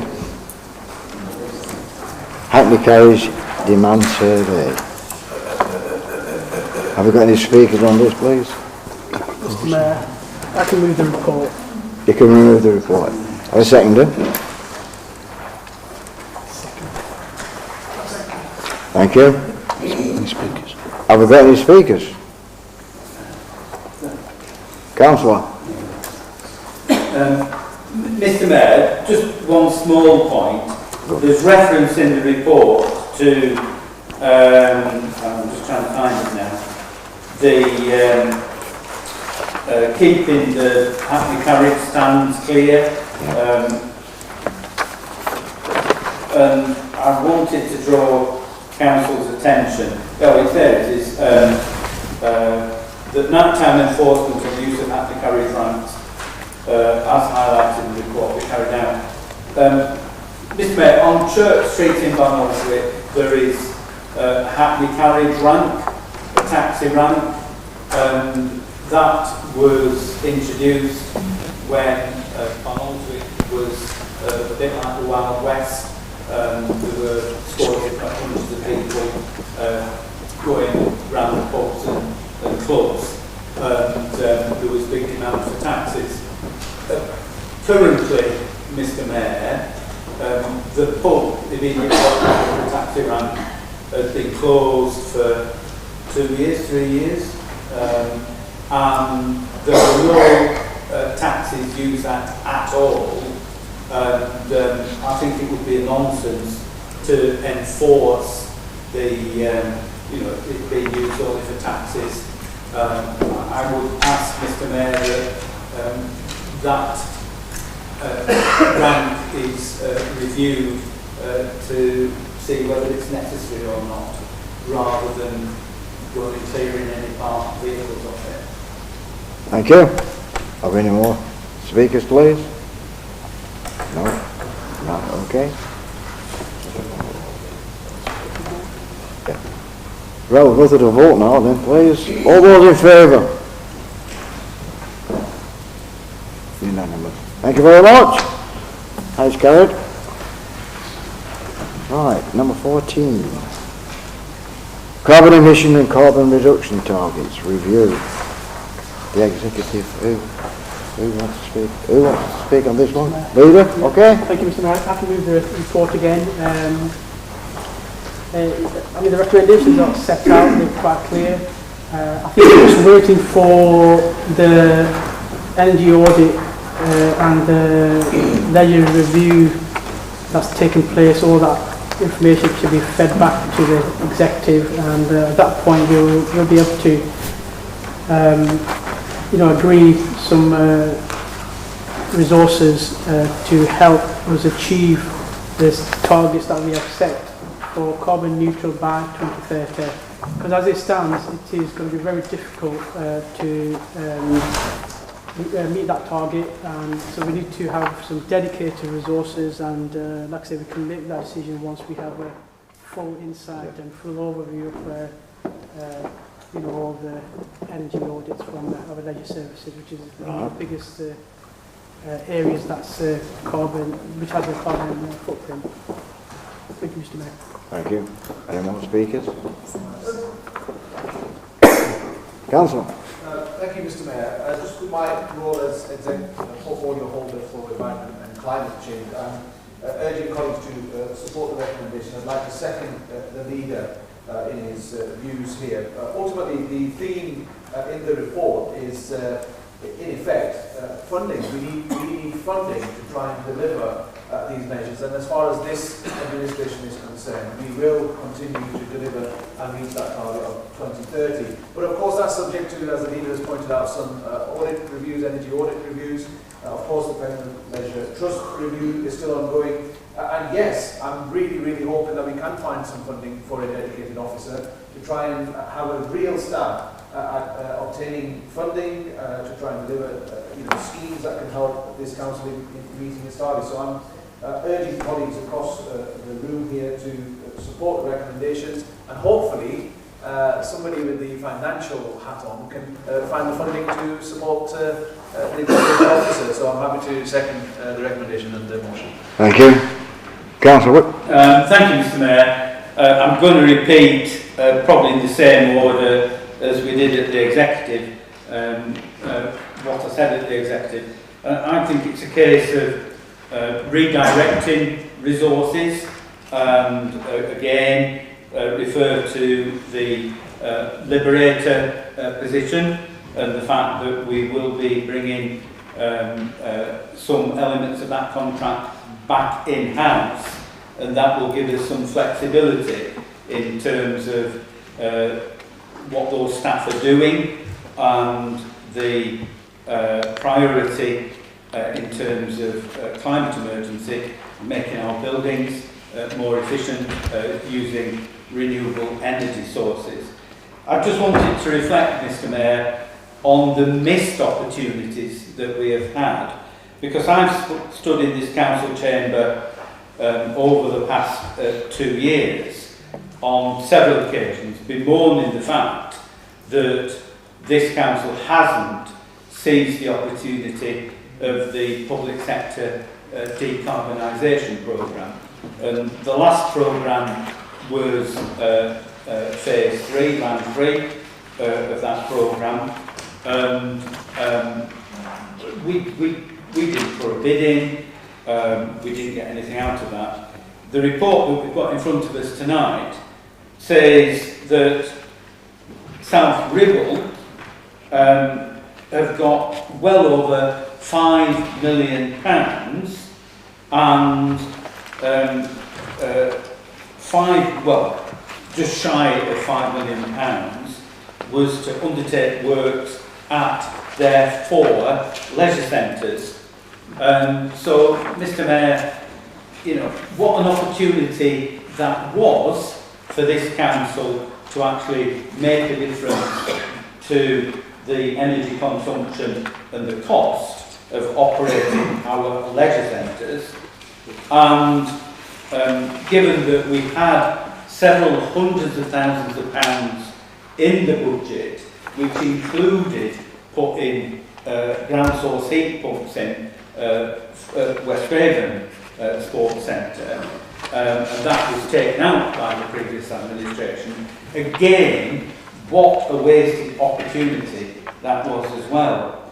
So we're playing catch up, and we do need to put resources into this. I've said before, it's a case of it being part of everybody's job, but I think we can redirect some of the resource that we're bringing back in-house to ensure that there is a dedicated resource there. But again, reflecting on the financial sustainability of the council, nobody's in a position to write a cheque to start employing extra people here, extra people there, extra people everywhere. And I think we just need to keep the environmental sustainability in all our minds, but the financial sustainability has to be there as well. Thank you. Any more speakers, please? Councillor. Just to be positive, I see this as a great opportunity. The grants are still out there.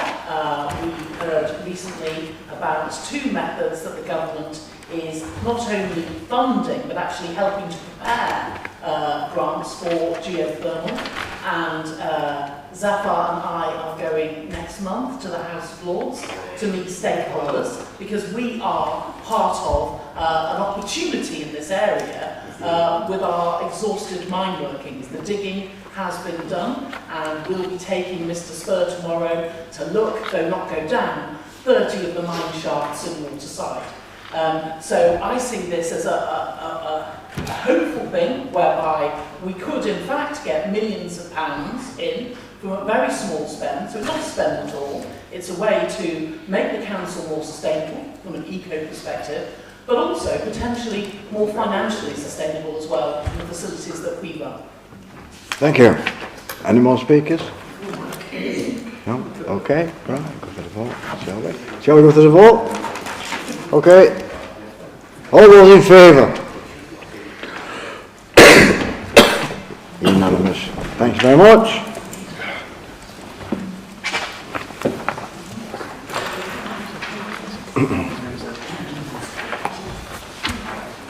Right.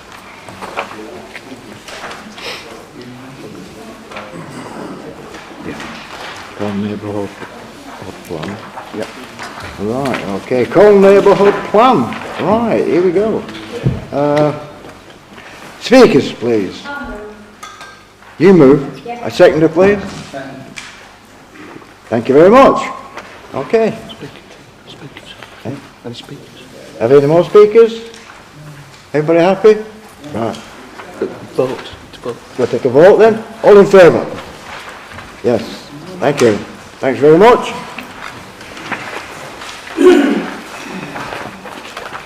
Right. The leader wants to speak on 16.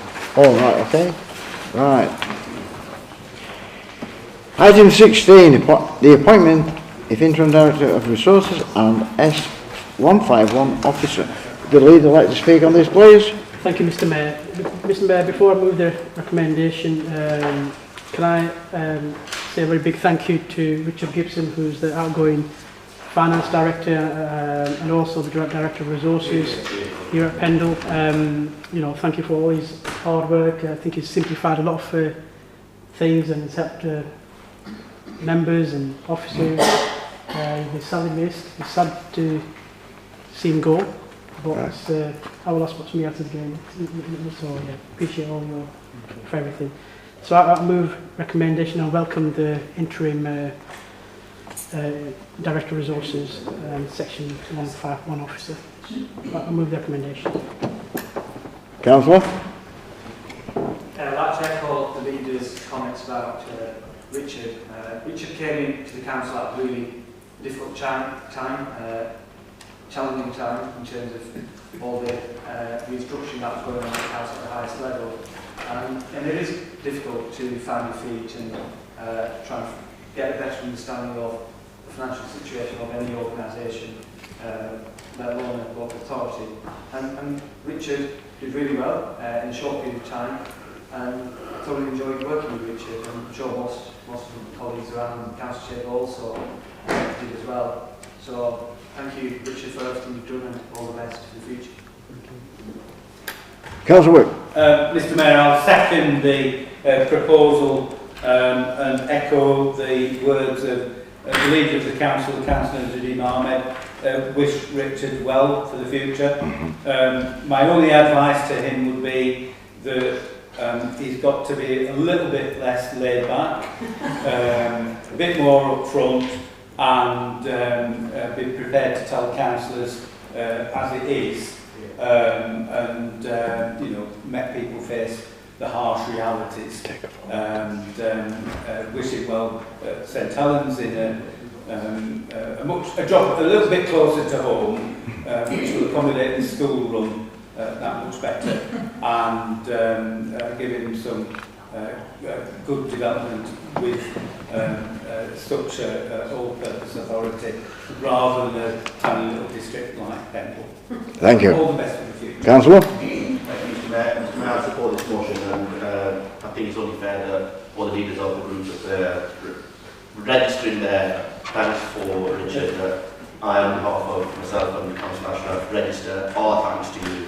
I worked with Richard, Mr. Mayor, and I was the Mayor last year, and I got to see firsthand the work that he does, and I think he's a valued officer of this council, and he will be missed, as Councillor Ahmed and Councillor Whip have said, and we wish him luck. I don't have any advice to give to you because I think you've obviously got enough experience, and I hope you enjoy St Helens, and thank you for all the service that you give. Okay, thank you. Councillor? Thank you, Mr Mayor. Just a few final words, I'm sure. Obviously, I was the chairman of the Accounts and Audit Committee, and worked well with Richard on that one as we worked together in terms of managing those pesky auditors. I don't think we did a good job, obviously, but so we enjoyed that. We sort of worked together on that, understanding the numbers, understanding how they fit together, and the sort of issues we face, and obviously then putting the numbers together in terms of those medium-term plans, etc. So I wish you well as well, being back along the other side of the M6. Oh well, never mind. But I hope it goes well there. Thank you. Okay. Right. Shall we take a vote then? All in favour? All against? Motion carried.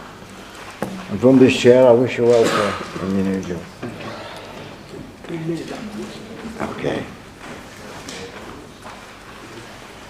Item 17, Local Government and Housing Act 1989. Just to be noted, that's it. Sorry? Just to be noted. Just to be noted, that one. Oh, right. Okay, thank you. Mr Mayor, sorry, could I just ask one quick question? Obviously, we've put the document together, we've reallocated things, and we've got a revised version there. Obviously, technically, the Conservatives are entitled to 21 seats, not 20. Labour's entitled to 14.6, not 16, and the Lib Dems entitled to 11.3, so not 11. So the conclusion is that Labour Group have 2 more seats, which is 1 more seat there, and the Conservatives are 1 less than they should have. So, do the Labour Party wish to give up a seat on any of the committees and show goodwill on that one? That's Labour, by the way. Okay. Thank you, Mr Mayor. Thank you. Councillor? Mr Mayor, as Councillor Ashcroft said, I wasn't putting my hand up to indicate what the Labour Party will indicate what they're doing. Obviously, we are independents, C and B, and the A is not here, Councillor Nicholas, on the website. But, Mr Mayor, I hear what Councillor Corbyn Price has said, whether the Labour Party will show that gratitude, maybe offer you, give you that seat. I doubt it, but we'll see. We'll wait for the Labour Party to clarify that position. But what I would say is this, is let's not rush, don't get too excited, Councillor Corbyn Price, even if they did, because there may be something that, there may be a group being formed, and we may take that seat back. So keep it cosy. If you do keep it, that seat goes to you, keep it cosy, because I will come back. Thank you. Okay. Noted. Okay. Councillor. Oh, sorry. Just to make the point, Mr Mayor, the Conservatives have lost a councillor by the process of elimination, because Councillor Land and I are here. The resignation of a councillor Ian Coatswood must have been ex-Councillor Carroll, and that will unfortunately not be filled until May, because we're into the 6 months before the election rule. But in terms of the numbers, it's not made a jot of difference to the number of Conservative places. So the Conservative places have come down, their entitlement has come down, but the actual number of places on committees hasn't altered. So I would say to Councillor Corbyn Price, quick while you're ahead.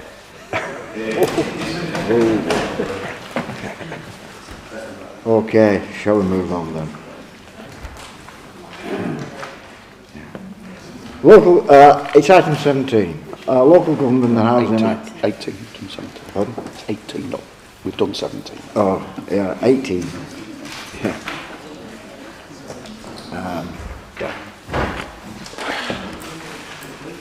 Have we got any speaker on this, please? Oh, sorry.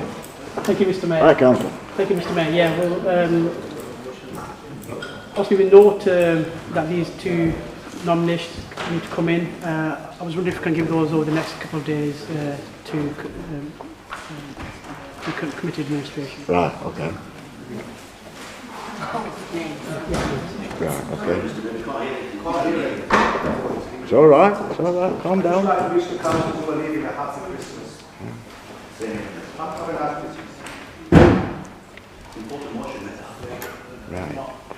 We got one is noted, have we? Moving on. Okay. 19A. On? 19A. Yeah. Notices and motions, right. 19A. The HS2 and the conscripting rail route reopening. Have we got any speakers on this, please? Thank you, Mr. Mayor. This is my motion. Council notes that the cancellation of HS2 hasn't led to funding for the reopening of the conscripting rail route. Mr. Mayor, I think everyone here is aware that the northern leg of HS2 of Birmingham has been cancelled, and the remaining money that can be scratched back from that has been reallocated by the government. Unfortunately, none of that money from the government has been allocated to the Colne-Skipton rail line, as was hoped by some, which is very unfortunate. What they have announced is some improvements to existing lines, some vague notions to reopening other ones, a new station in Bradford, which no one can seem to place where it will be. But, Mr. Mayor, it's very clear that the government isn't committed at the moment to putting the Colne-Skipton line back in. And so that's why this council will resolve to, if this motion passes tonight, reaffirm its support for reopening the Colne-Skipton line, request the Secretary of State for Transport to include the Colne-Skipton scheme within the government's rail investment programme, and ask Pendle MP Andrew Stevenson to support the council's request to reopen the route. Mr. Mayor, I think it's important to note that of the reallocated budget from HS2, and it's a shame that Councillor Corbyn Price has left, because I'm sure he could tell us the importance of capital versus revenue, that £3.3 billion of that reallocated money is going towards pothole patching, which isn't investing in the future. That's something we should be doing already. And £3.3 billion being moved from an investment in the future to bodging a few potholes, and we all know how good a job County Council does on that, is a real shame. And there'll be plenty of room within that budget for a Colne-Skipton reopening, Mr. Mayor. So I would move on that, and I hope everyone will agree. Thank you. There's a second. Have we got a second? Thank you. Yeah, thank you. I'll second that. Thank you. When I first became a councillor, the very first meeting that I was sent to by the late Councillor Greaves was a CELRAP meeting, and that was 25 years ago. And I remember the place being absolutely packed. Now, 25 years, and really, not much has happened. I was going to read something out, but I think Councillor Whip has said most of it. But I do remember, and I'm sure most of you will remember, when our MP stood on the platform next to a train that was going nowhere, with the then Transport Minister, Grant Shapps, under a fanfare of this line is going to be open. Now that was about 4 years ago, I think, just before an election anyway, surprisingly. So for me, and 25 years later, and different things happening, and of course lately, which is not our fault, the HS2 being cancelled, we're nowhere. We were 25 years ago. Thank you. Any more speakers, please? Councillor? Yeah, Mr. Mayor, I totally support this motion. I think the reopening of the Colne-Skipton line would be a real game changer for Pendle. The economic benefits and the benefits, child benefits, would be unimaginable. I think it would be unbelievable if and when it ever happens. And we've been here many times, haven't we, discussed this same issue and not really made real progress. And I think it's important that this council continues to lobby, continues to raise its voice, every opportunity that we get, whether that be with the MP or the government, ministers, whoever, and we do all we can in our powers. And as together as a council, I think unanimously strong, send us really strong message, look, we deserve better and we want to see this reopening take place, and not just words. I think that's really important. So, like I said, wholeheartedly support the motion, agree with what's written down. Don't read some of the comments, because I think what they need to do with this is try and work with people now and try and persuade people to work with us. And I think sometimes our debates can wander off in a different direction, which I think people here try and get people on board. So let's keep it all nice and friendly. Thank you, Councillor. Councillor? Thank you, Mr. Mayor. Excuse me. Fully agree and support the reopening of Skipton. I've been involved, like Dorothy saying, listening to committees about the reopening. There are a few issues, like, for example, Early. They don't want it. They don't want it to go through Early. So there's lots of problems locally that residents are against the reinstigation of the rail route where it used to be. It would have to be moved. The cost that the committee March this year was 298 million to reinstate Colin Skipton. So I would think within the last year that's gone up. So it's going to take a lot of money, but I think it would be a great asset because it would link these quite easily and it would take a lot of traffic off the roads. And it's not an easy route.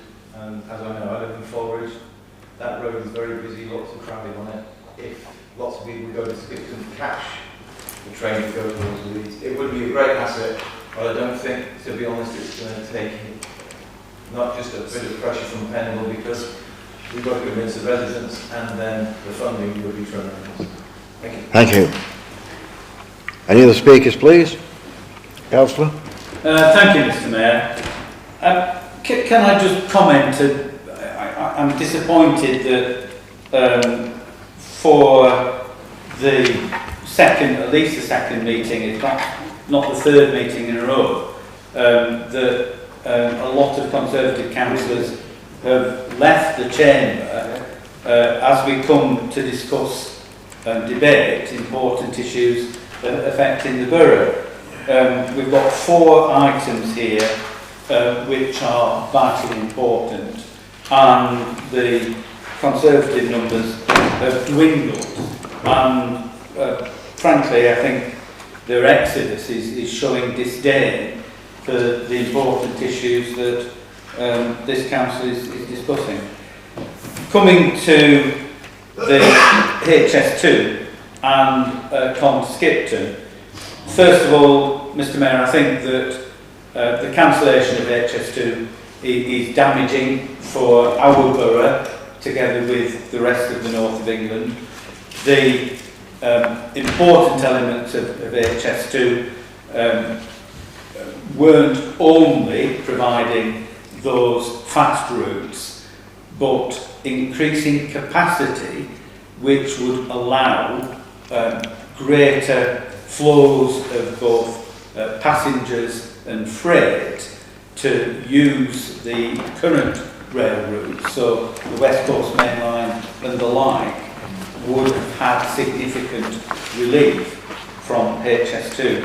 So its cancellation is damaging to people in Pendle, is damaging generally to the north of England.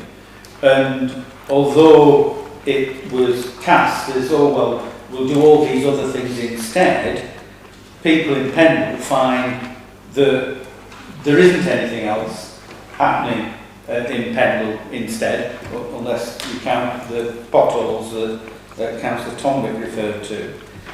Now, Councillor Salter referred to people in Earby don't want the rail route. Well, frankly, some people who back onto the line don't want the rail route, as they don't want it in that location. Other people in Earby are very keen to see the railway reinstated. So there is a split of opinion in that respect. As a representative of that ward, I think the key thing is we want a decision. We want a decision one way or the other, because at the moment people are just left dangling. And as Councillor Lord pointed out, the current government ministers, MP, have paid lip service to reopening the route, but it hasn't turned into reality. The reports that were commissioned at considerable expense haven't amounted to anything, and I think the government of the day are trying to play both ends of the wicket so as not to upset either pro or anti bodies. So, Mr. Mayor, I would make a plea for certainty. Let's have a decision one way or the other, but I support the proposal as written. I think we should reaffirm our this council's support for reopening Colmsketch, and I think in terms of the local economy, it's an important issue, and for local people, the opportunities that it opens up right, Councillor, is can you? equally important as well. Thank you very much. Okay, thank you. Any more speakers, please? Leader. Thank you, Mr. Mayor. Yeah, I fully support this Colne-Skipton railway line to be opened. It can play a very important role in contributing to Pendle economic and economic social development.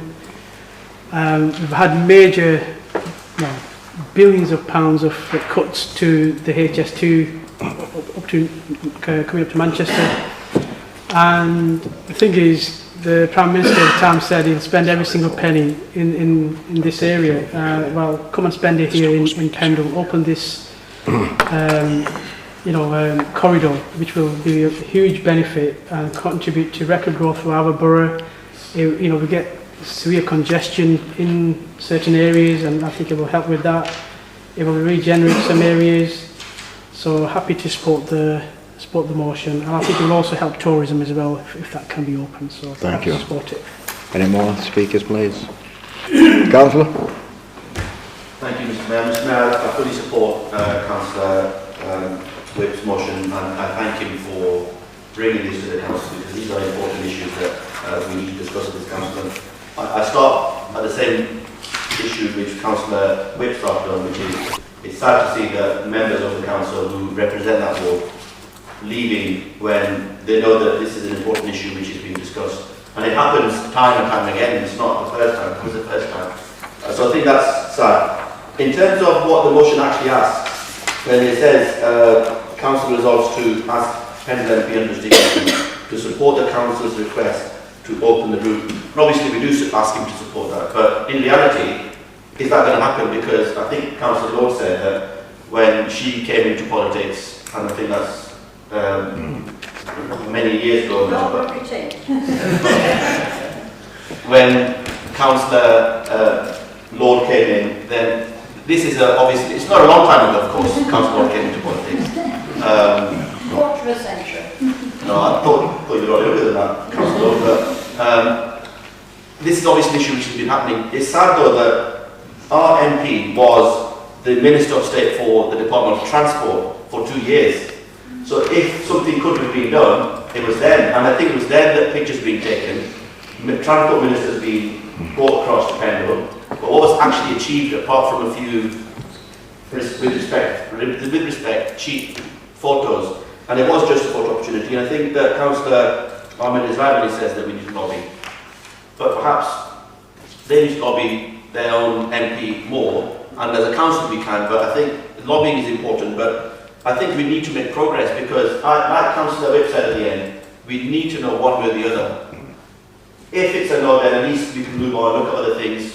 At the moment, it's a dangling carrot where people have that hope and anticipation, but in reality there's nothing there, and I think we need that certainty, and I therefore wholeheartedly support this motion. And I'm sure other members of this council will. Thank you. Councillor. say, as representing EABA, and as the gentleman said, there is a group against the opening of this line. But the reason for that, and I can understand them being concerned for their homes and the effect it would have on the railway. However, as we have no idea where this railway is going to go or how they're going to route it, we can't really comment on any of that. And as somebody who actually lived by the railway for 11 years of my young life, with no effect, I don't know how different the trains affect your houses now, but you know, that wouldn't be a concern to me. Thank you, Councillor. Right, we'll take a vote on this, inshallah. Sorry. Sorry. I'd just like to wrap up the debate, if I could. Yeah, of course. So the points made, obviously the economic benefit is a huge one. We can see lots more people coming in from Yorkshire as well as Lancashire to this area. But otherwise, the road network doesn't facilitate as well, apart from the M65 corridor. And reducing traffic is a key part of this for me. We need to meet our climate goals as a society. We can't do that unless people commute in different ways. Car traffic has increased exponentially over the last few decades, and it's one of the largest emitters in the UK. Without a proper distributed, effective rail network that is electrified and allows people to still have the same convenience as a car travel, but in a more sustainable way, we're not going to get to net zero. In terms of EABA, I get the comment. There are some people in EABA who are against it. But it's true to say that canvassing for the last election, I actually met several people on the doorstep who were very in favour of the Collins-Gibson Railway route. It's a key issue for them in EABA as well, that it goes ahead.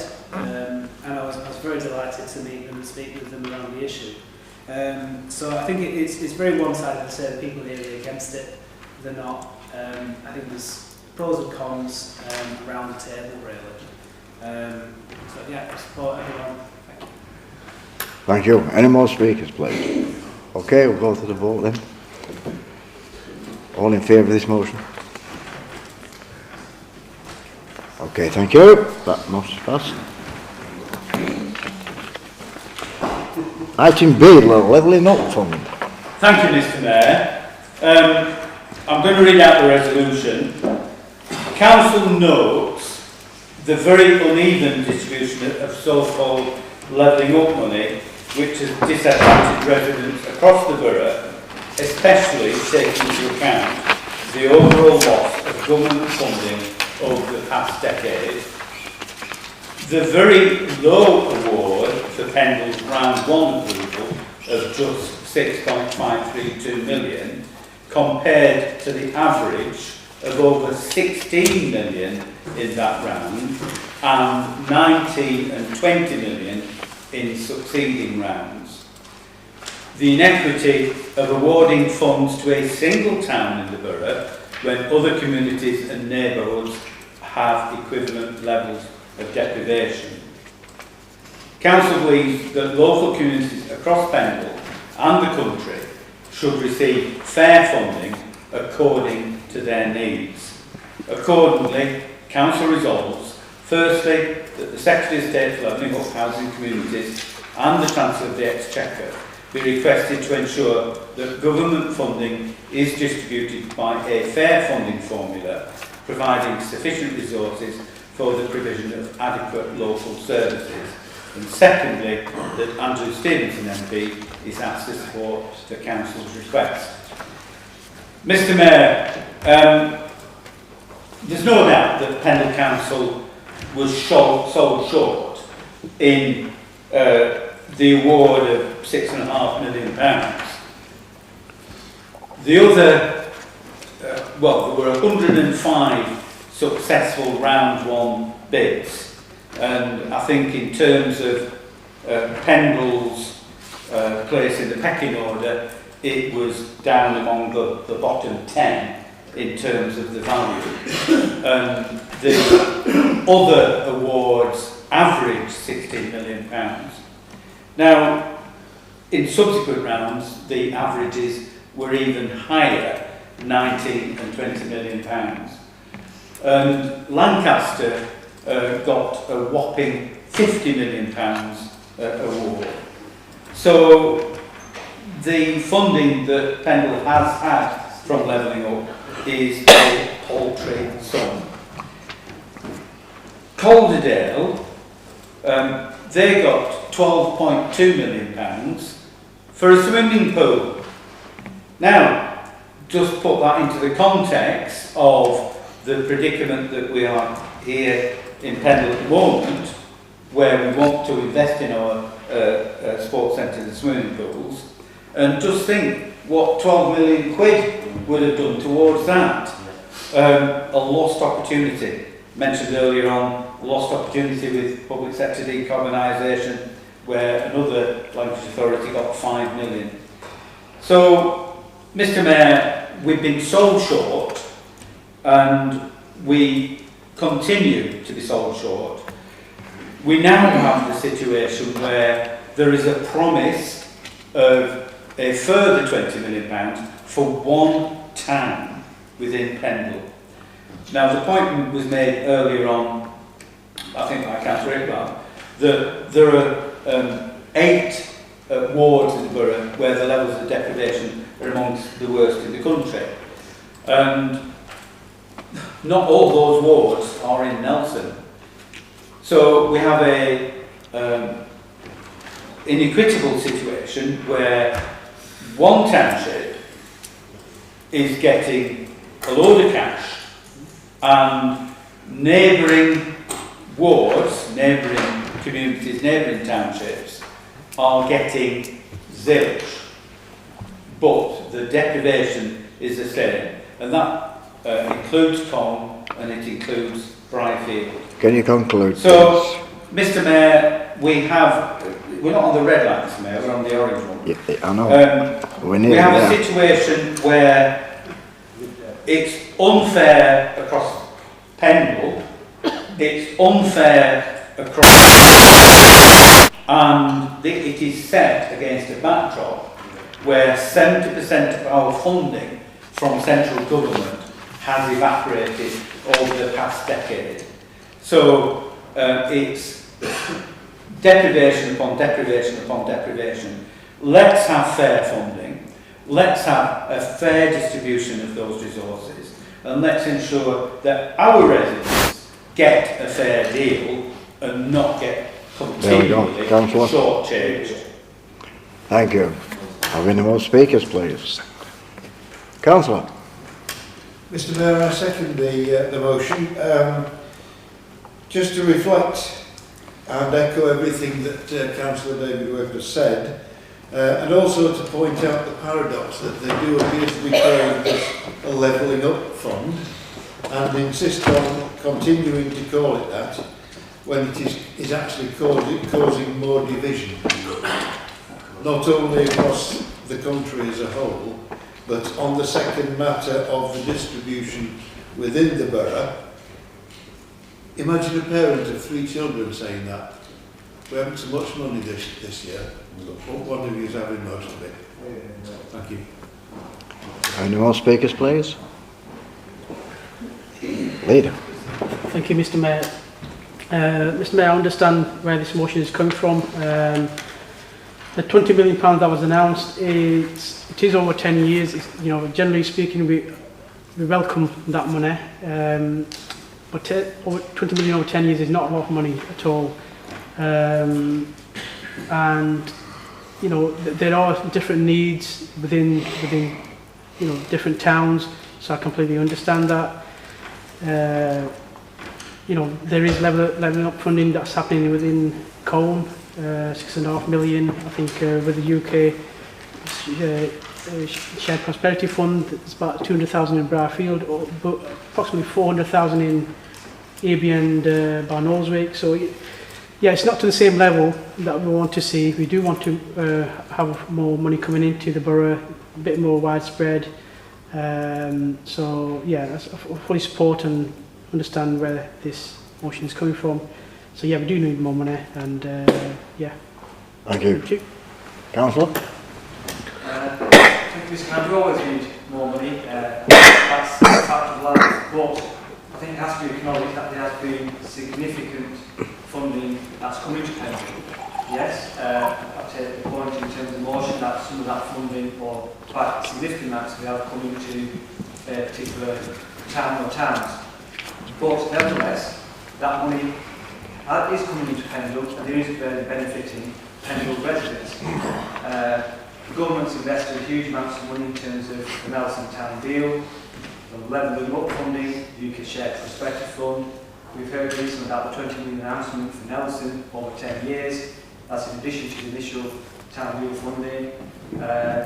The swimming pool fund we've heard. So there is vast amount of money coming into Pendle.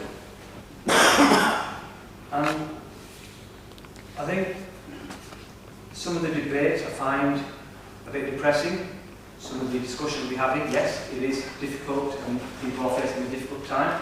But I think what we're hearing is a lot of negative talk. I feel there has to be a bit more positivity in terms of some of the regeneration that's going on in Pendle. Because some of the comments we're hearing are comments which you'd expect an opposition group to be making. And we heard that in previous years. And we seem to have an administration who still talk about negative. Let's please show some positivity. There's really exciting regeneration happening in Pendle, and we need to show positive light and be positive. Because we're going to try and encourage our residents to be positive, we need to lead by example. I accept it's not ideal. I accept we need more money. I accept there's people out there who are suffering. But come on, for God's sake, let's be positive with some of the really exciting regeneration programmes happening which will benefit residents in Pendle. And over the years we have seen significant investments. I know there's certain towns which are mental, like Bradfield, have the mills, which have been made over £30 million invested in Bradfield over the years. But also I represent Barrowfold and Penside. We haven't seen any funding. Yes, we'd love to see that funding, and I made that point at one of the executive meetings in terms of the UK Shared Prospective Fund. Well, it is what it is, but I think the areas which are seeing that funding will see real benefit and real regeneration. We've heard comments about lost opportunities, and yes, there's always funding out there which perhaps with hindsight we can say we should have gone for that bit of funding or that pot we've missed out on. But in order for us to, we've heard about comment which Councillor Wick mentioned in terms of for a new leisure facility, new swimming pool. But in order for that investment to be secured, we have to be at the table, we have to be prepared, we have to have the necessary background and a case made, a needs case, an assessment done, for us to have, as a council, for whatever scheme it may be, we might not get the funding now, but have the necessary background homework done, reports prepared, and a case made why certain funding or certain facilities should be based in Pendle. We can't just say yes, because next week the government might announce some other funding. If we're not prepared for that particular aspect or that exact funding stream, we won't be able to apply for that funding. So if we want a certain facility, we've got to think ahead. Councillor Wick and myself attended the meeting to do with the health facilities in Bournemouth, and that's the point that was made at that meeting. If we want that funding, whenever that funding may happen, we need to be prepared, we need to have the documents ready and prepared, and a strong case made. Just talking specifically about what the council has been asked to resolve, I think there's two different aspects to this motion. One is talking about the capital aspect of the funding, which we are seeing. Yes, I accept it. I think you have to agree there's large amounts of money. Yes, it might not be spread across the borough. As people are suggesting that's not fair, but there is significant amounts of capital investment. But the resolution, I think, is more talking about the revenue aspect of the day-to-day running of the council services, which we all know is a real challenge. So I think it's kind of muddling the two aspects. In terms of the capital investment, yes, the resolution is just talking about the revenue aspect of funding. Thank you, Councillor. Have we any more speakers, please? Councillor Whip, Junior. Thank you very much, Mr. Mayor. Councillor Ahmed referred to a positive outlook and to look at what we're getting in a positive light. And also that we're acting like we're in opposition with our approach. And I think we can all tell Councillor Ahmed that we are in opposition. The council as a whole is in opposition to a government that has consecutive Conservative governments that have a position of austerity since 2011. That has seen councils like ourselves going bankrupt up and down the country because they can no longer afford to provide the services that they're statutorily obligated to provide. Mr. Mayor, the borough and boroughs up and down the country have seen cuts to police. The numbers are still not at pre-austerity levels. The funding's been cut there. Every time the government announces more police officers, it's not more government funding. They're raising the council tax again. Mr. Mayor, the bids for money, it's all competition between us. They're taking away the meat of the crop, and then they're making us compete for the scraps with a staff force that is much lower in number than it used to be, because we've had to make those difficult savings over the last decade. Mr. Mayor, the council is in opposition to the central government. It's an unfortunate position we're in. I think we can be thankful for the good work that we have done, and it is very good work, but we've managed to do what we've got.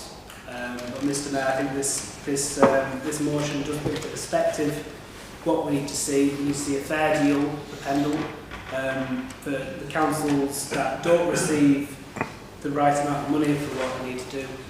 I'm fully in support of it tonight. Thank you, Councillor. Are there any more speakers? Sorry, Councillor. Mr. Mayor, I wasn't going to speak, but I think it's the second time now in today's meeting that I think some of the Conservatives are not going to speak, but that's fine. Second time in today's meeting that two members of the Conservative group have said we need to be happy and positive. Councillor Coburn Price initially said, when we were talking about the corporate plan, that look at the survey and how happy people are. Councillor Nadeem Ahmed just said that we need to be positive. What are we positive about? What should we be positive about? Should we be positive about the lack of funding in the NHS? The food banks that Councillor Lord referred to, the food banks that people like us go to, we see. Positive about the poverty, the fuel poverty that people are suffering. Are we positive about the way that our residents have to endure getting an appointment with their GP? Do we be positive about the police cuts? Are we positive about the raising of council tax every year? Are we positive about the mortgage interest rates increase? What are we being positive about? This is what the Councillor Ahmed, Councillor Corbyn Price was not here. Point of clarification. Can I please clarify? I was specifically just referring to this particular item in terms of the regeneration schemes and how we should be positive about the funding in Nelson, in Colne, other parts of Pendle. So I was referring specifically to them items. I'm not referring to the police, the NHS. That's a totally different debate. It's not part of the motion before us. I'm specifically referring to the motion. Thank you for the clarification. I thank Councillor Ahmed for his clarification, but the point is still valid.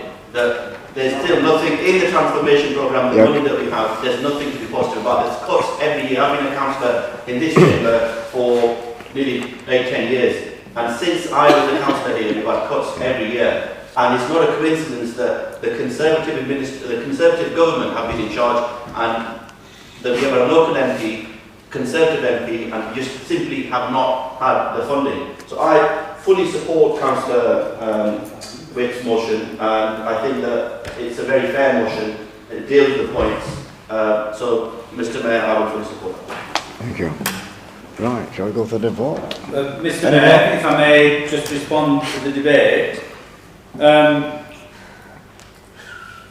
Councillor Iqbal says, what have we got to be positive about, echoing the remarks of Councillor Ahmed. And I wrote down Monty Python.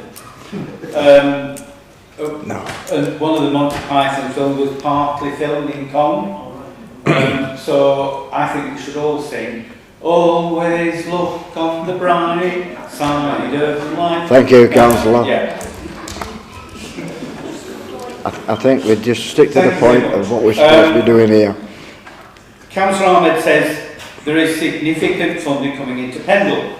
Well, I think the point is that there was much more significant funding coming into Pendle before all the cuts that we had since 2010.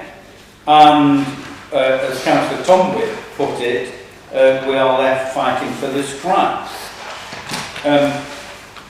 Councillor Ahmed said there is vast amounts of money coming into Pendle, and then he lays on the line and says that there has to be more positivity.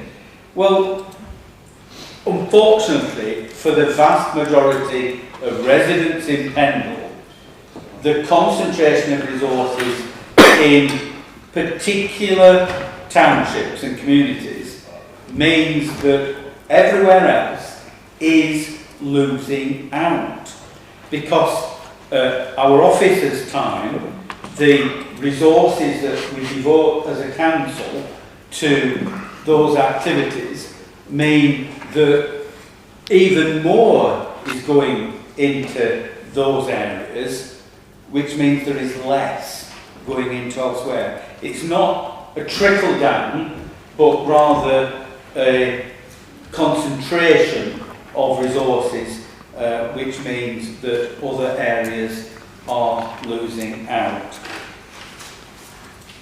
In terms of what we've managed to do, and it's been despite, not because of, the government, and I will use the word largesse with my tongue stuck firmly in my cheek, because the success of, for instance, Briarfield Mill has been as a direct consequence of our joint venture and the way in which we have managed to get something here, something there, bring it all together and multiply the money through private sector partnerships in order to get that work carried out. And that was a very deliberate way in which we shifted so that we could make the most of what was going, and that has been successful. But it's despite, not because of, what the government have been doing. So yes, this resolution, and Councillor Ahmed says, well, you know, it talks about levelling up, and then it talks about revenue. Well, it does, because I wanted to put something on the table that we could get through tonight. So it's very deliberately a hybrid which will hopefully get a majority of members voting in favour of it. And I would hope, not just a majority, but unanimously voting in favour of this.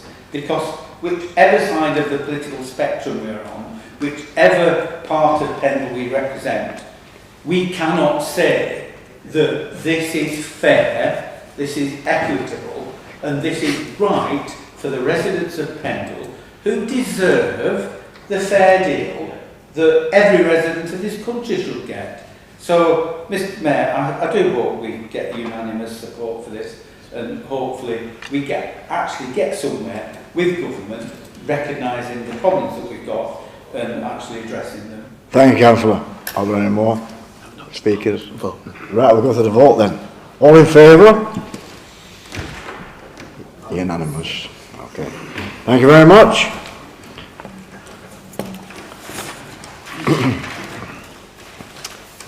The county deal. I'm afraid it's me again, Mr Mayor. I couldn't think who amongst our number would have been suited to move in this. So the resolution is that Council notes that The county deal, announced last month, won't lead to any significant devolution of powers or funding to Lancashire, and will have no benefit for people living in Pendle. That Pendle and other district councils will lose millions of pounds of funding, and that local people won't have any say in decision making by the new county combined authority, which will be run by a handful of people at County Hall, Blackburn with Darwin and Blackpool, and therefore council resolves to oppose the county deal. Mr Mayor, I won't go on at length. This so-called, sort of deal that the time is now, quite frankly, I think we've been sold another pup. It's something that not only will be of little or no benefit to residents in Pendle, but will actually disadvantage them yet again. We spoke, I think the leader of the council mentioned earlier on the Shared Prosperity Fund, which Briarfield, Earby, Bonaldswick and Colne are benefiting from to some extent. But the county deal will take all that funding away, and it will be Lancashire County Council who determines what it gets spent on. So, that's currently 3.6 million over 3 years, so that funding will go. And the details within the county deal are such. I mean, for instance, we don't get any bus franchising, we don't get any improvement in bus services and making them more efficient and getting better value for money from the bus services. There's none of that. The supposed devolution of some education resources, but it won't be any extra money, and there will be very little benefit. And of the name schemes and the 20 million that is supposed to come with the deal, then none of that is in Pendle. So there's no benefit for us. People in Pendle won't see those advantages that there are. There is a consultation out there which, to my mind, will be, it doesn't really matter because whatever the consultation said, they're going to go ahead with it anyway. But I think this council should just say, well, we don't support it. So, Thank you. Any more speakers, please? Councillor. Thank you, Mr Mayor. Just a point of clarification for Councillor Whitman. You're talking about a resolution now, Councillor Whitman. Yes. An amendment to this? No. It's just got your notes? No. Mr Mayor, and we could ask Jane to come in at this point, I submitted the resolution which included resolves that we oppose the county deal. Unfortunately, through a clerical error, that was missed off the printed agenda, and it was circulated by email with the correct version after this was sent out. Thank you very much. Thank you. Councillor? Thank you, Mr Mayor. Yeah, I wish to second the motion. I don't want to labour on the point, but I guess I will do. It's really difficult to be positive and upbeat when we look at a county deal that wipes millions of pounds on our ever shrinking budget, but more importantly takes the decision making of people and politicians in Lancashire. Pendle. Thank you. Thank you. Councillor? Mr Mayor, thank you. There's a certain irony in what's described as devolution, because as Councillor Whip says, there's no significant devolution of powers to the CCA. And indeed, for me, there's a democratic problem because we are going to devolve some powers from an elected central government to a CCA, none of whom are directly elected to that body, and therefore none of whom can be removed by voters for decisions made in that body. And that, to me, is a problem democratically. And then, of course, the fact that district and borough councils can attend but can't vote, again, that is fundamentally flawed.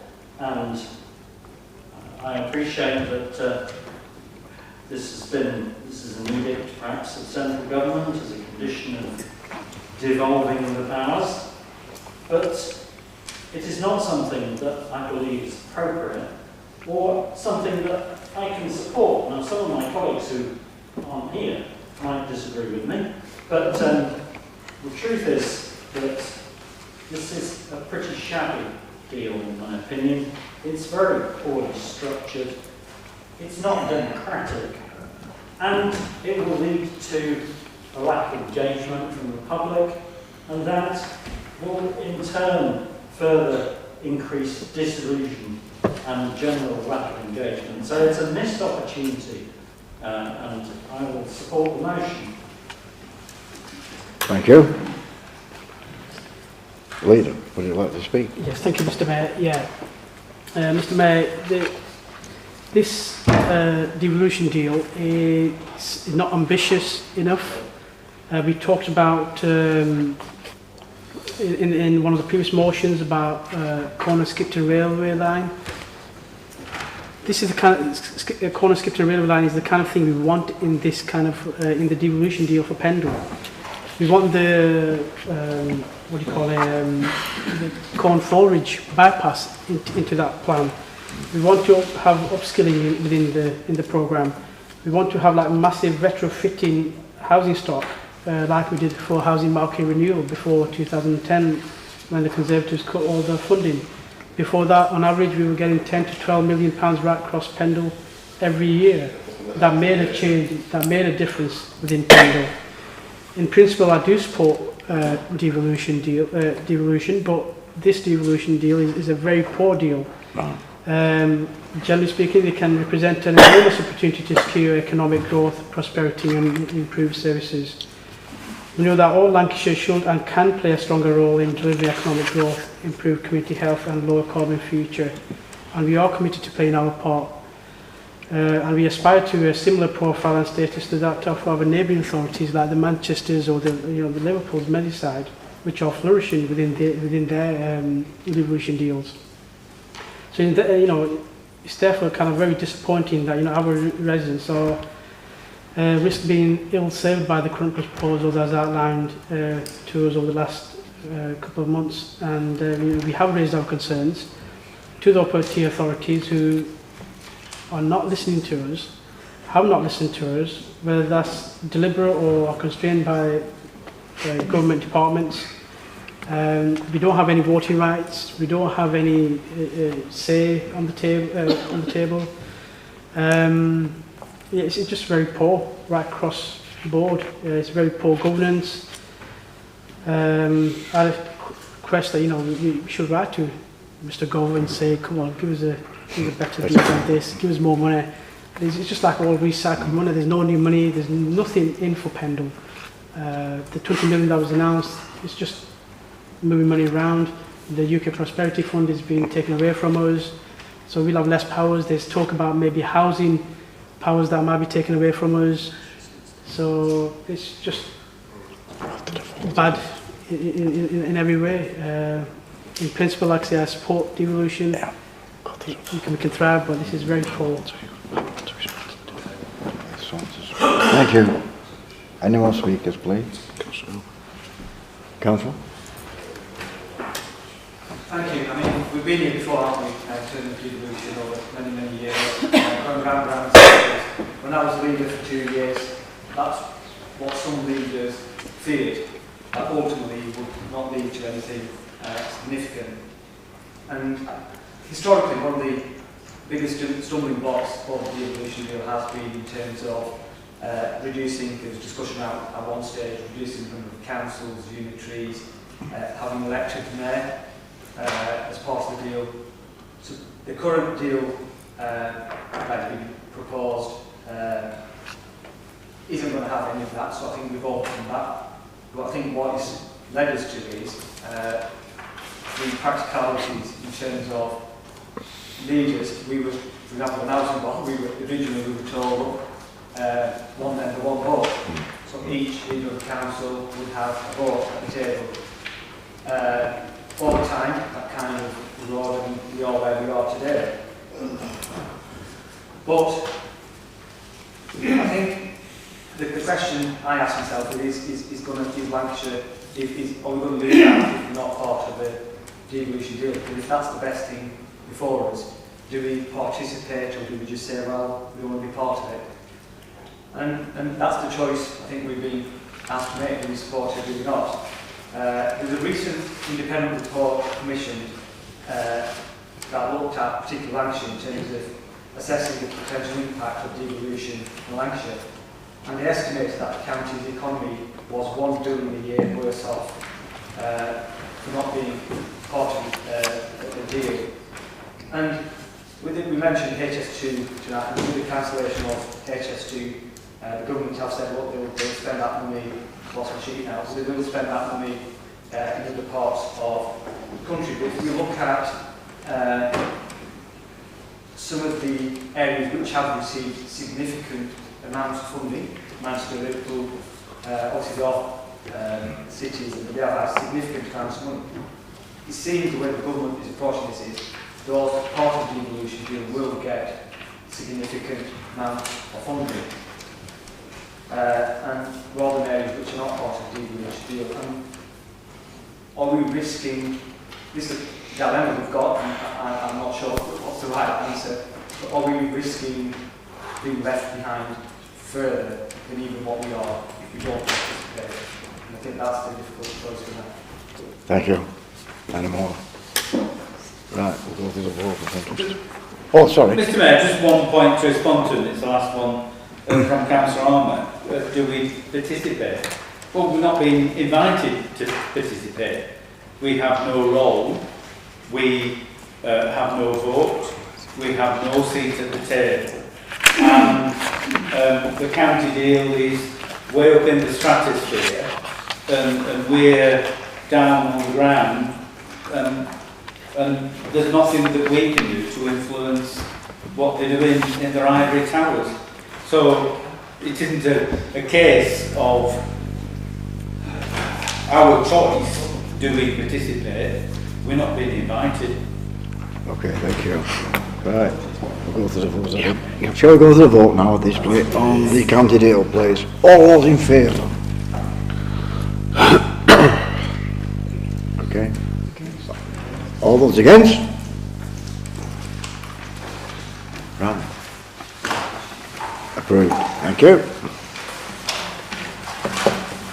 This needs moving and seconding. We need exclusion of public compressed minutes. We need the mover and the seconder, please. Who was? Pardon? I thought you moved. Yeah. And the seconder, please. Yeah. All's in favour. Okay. Yeah. Thank you. Right. Right. Exclusion of the press, please, and the public, if there are any. But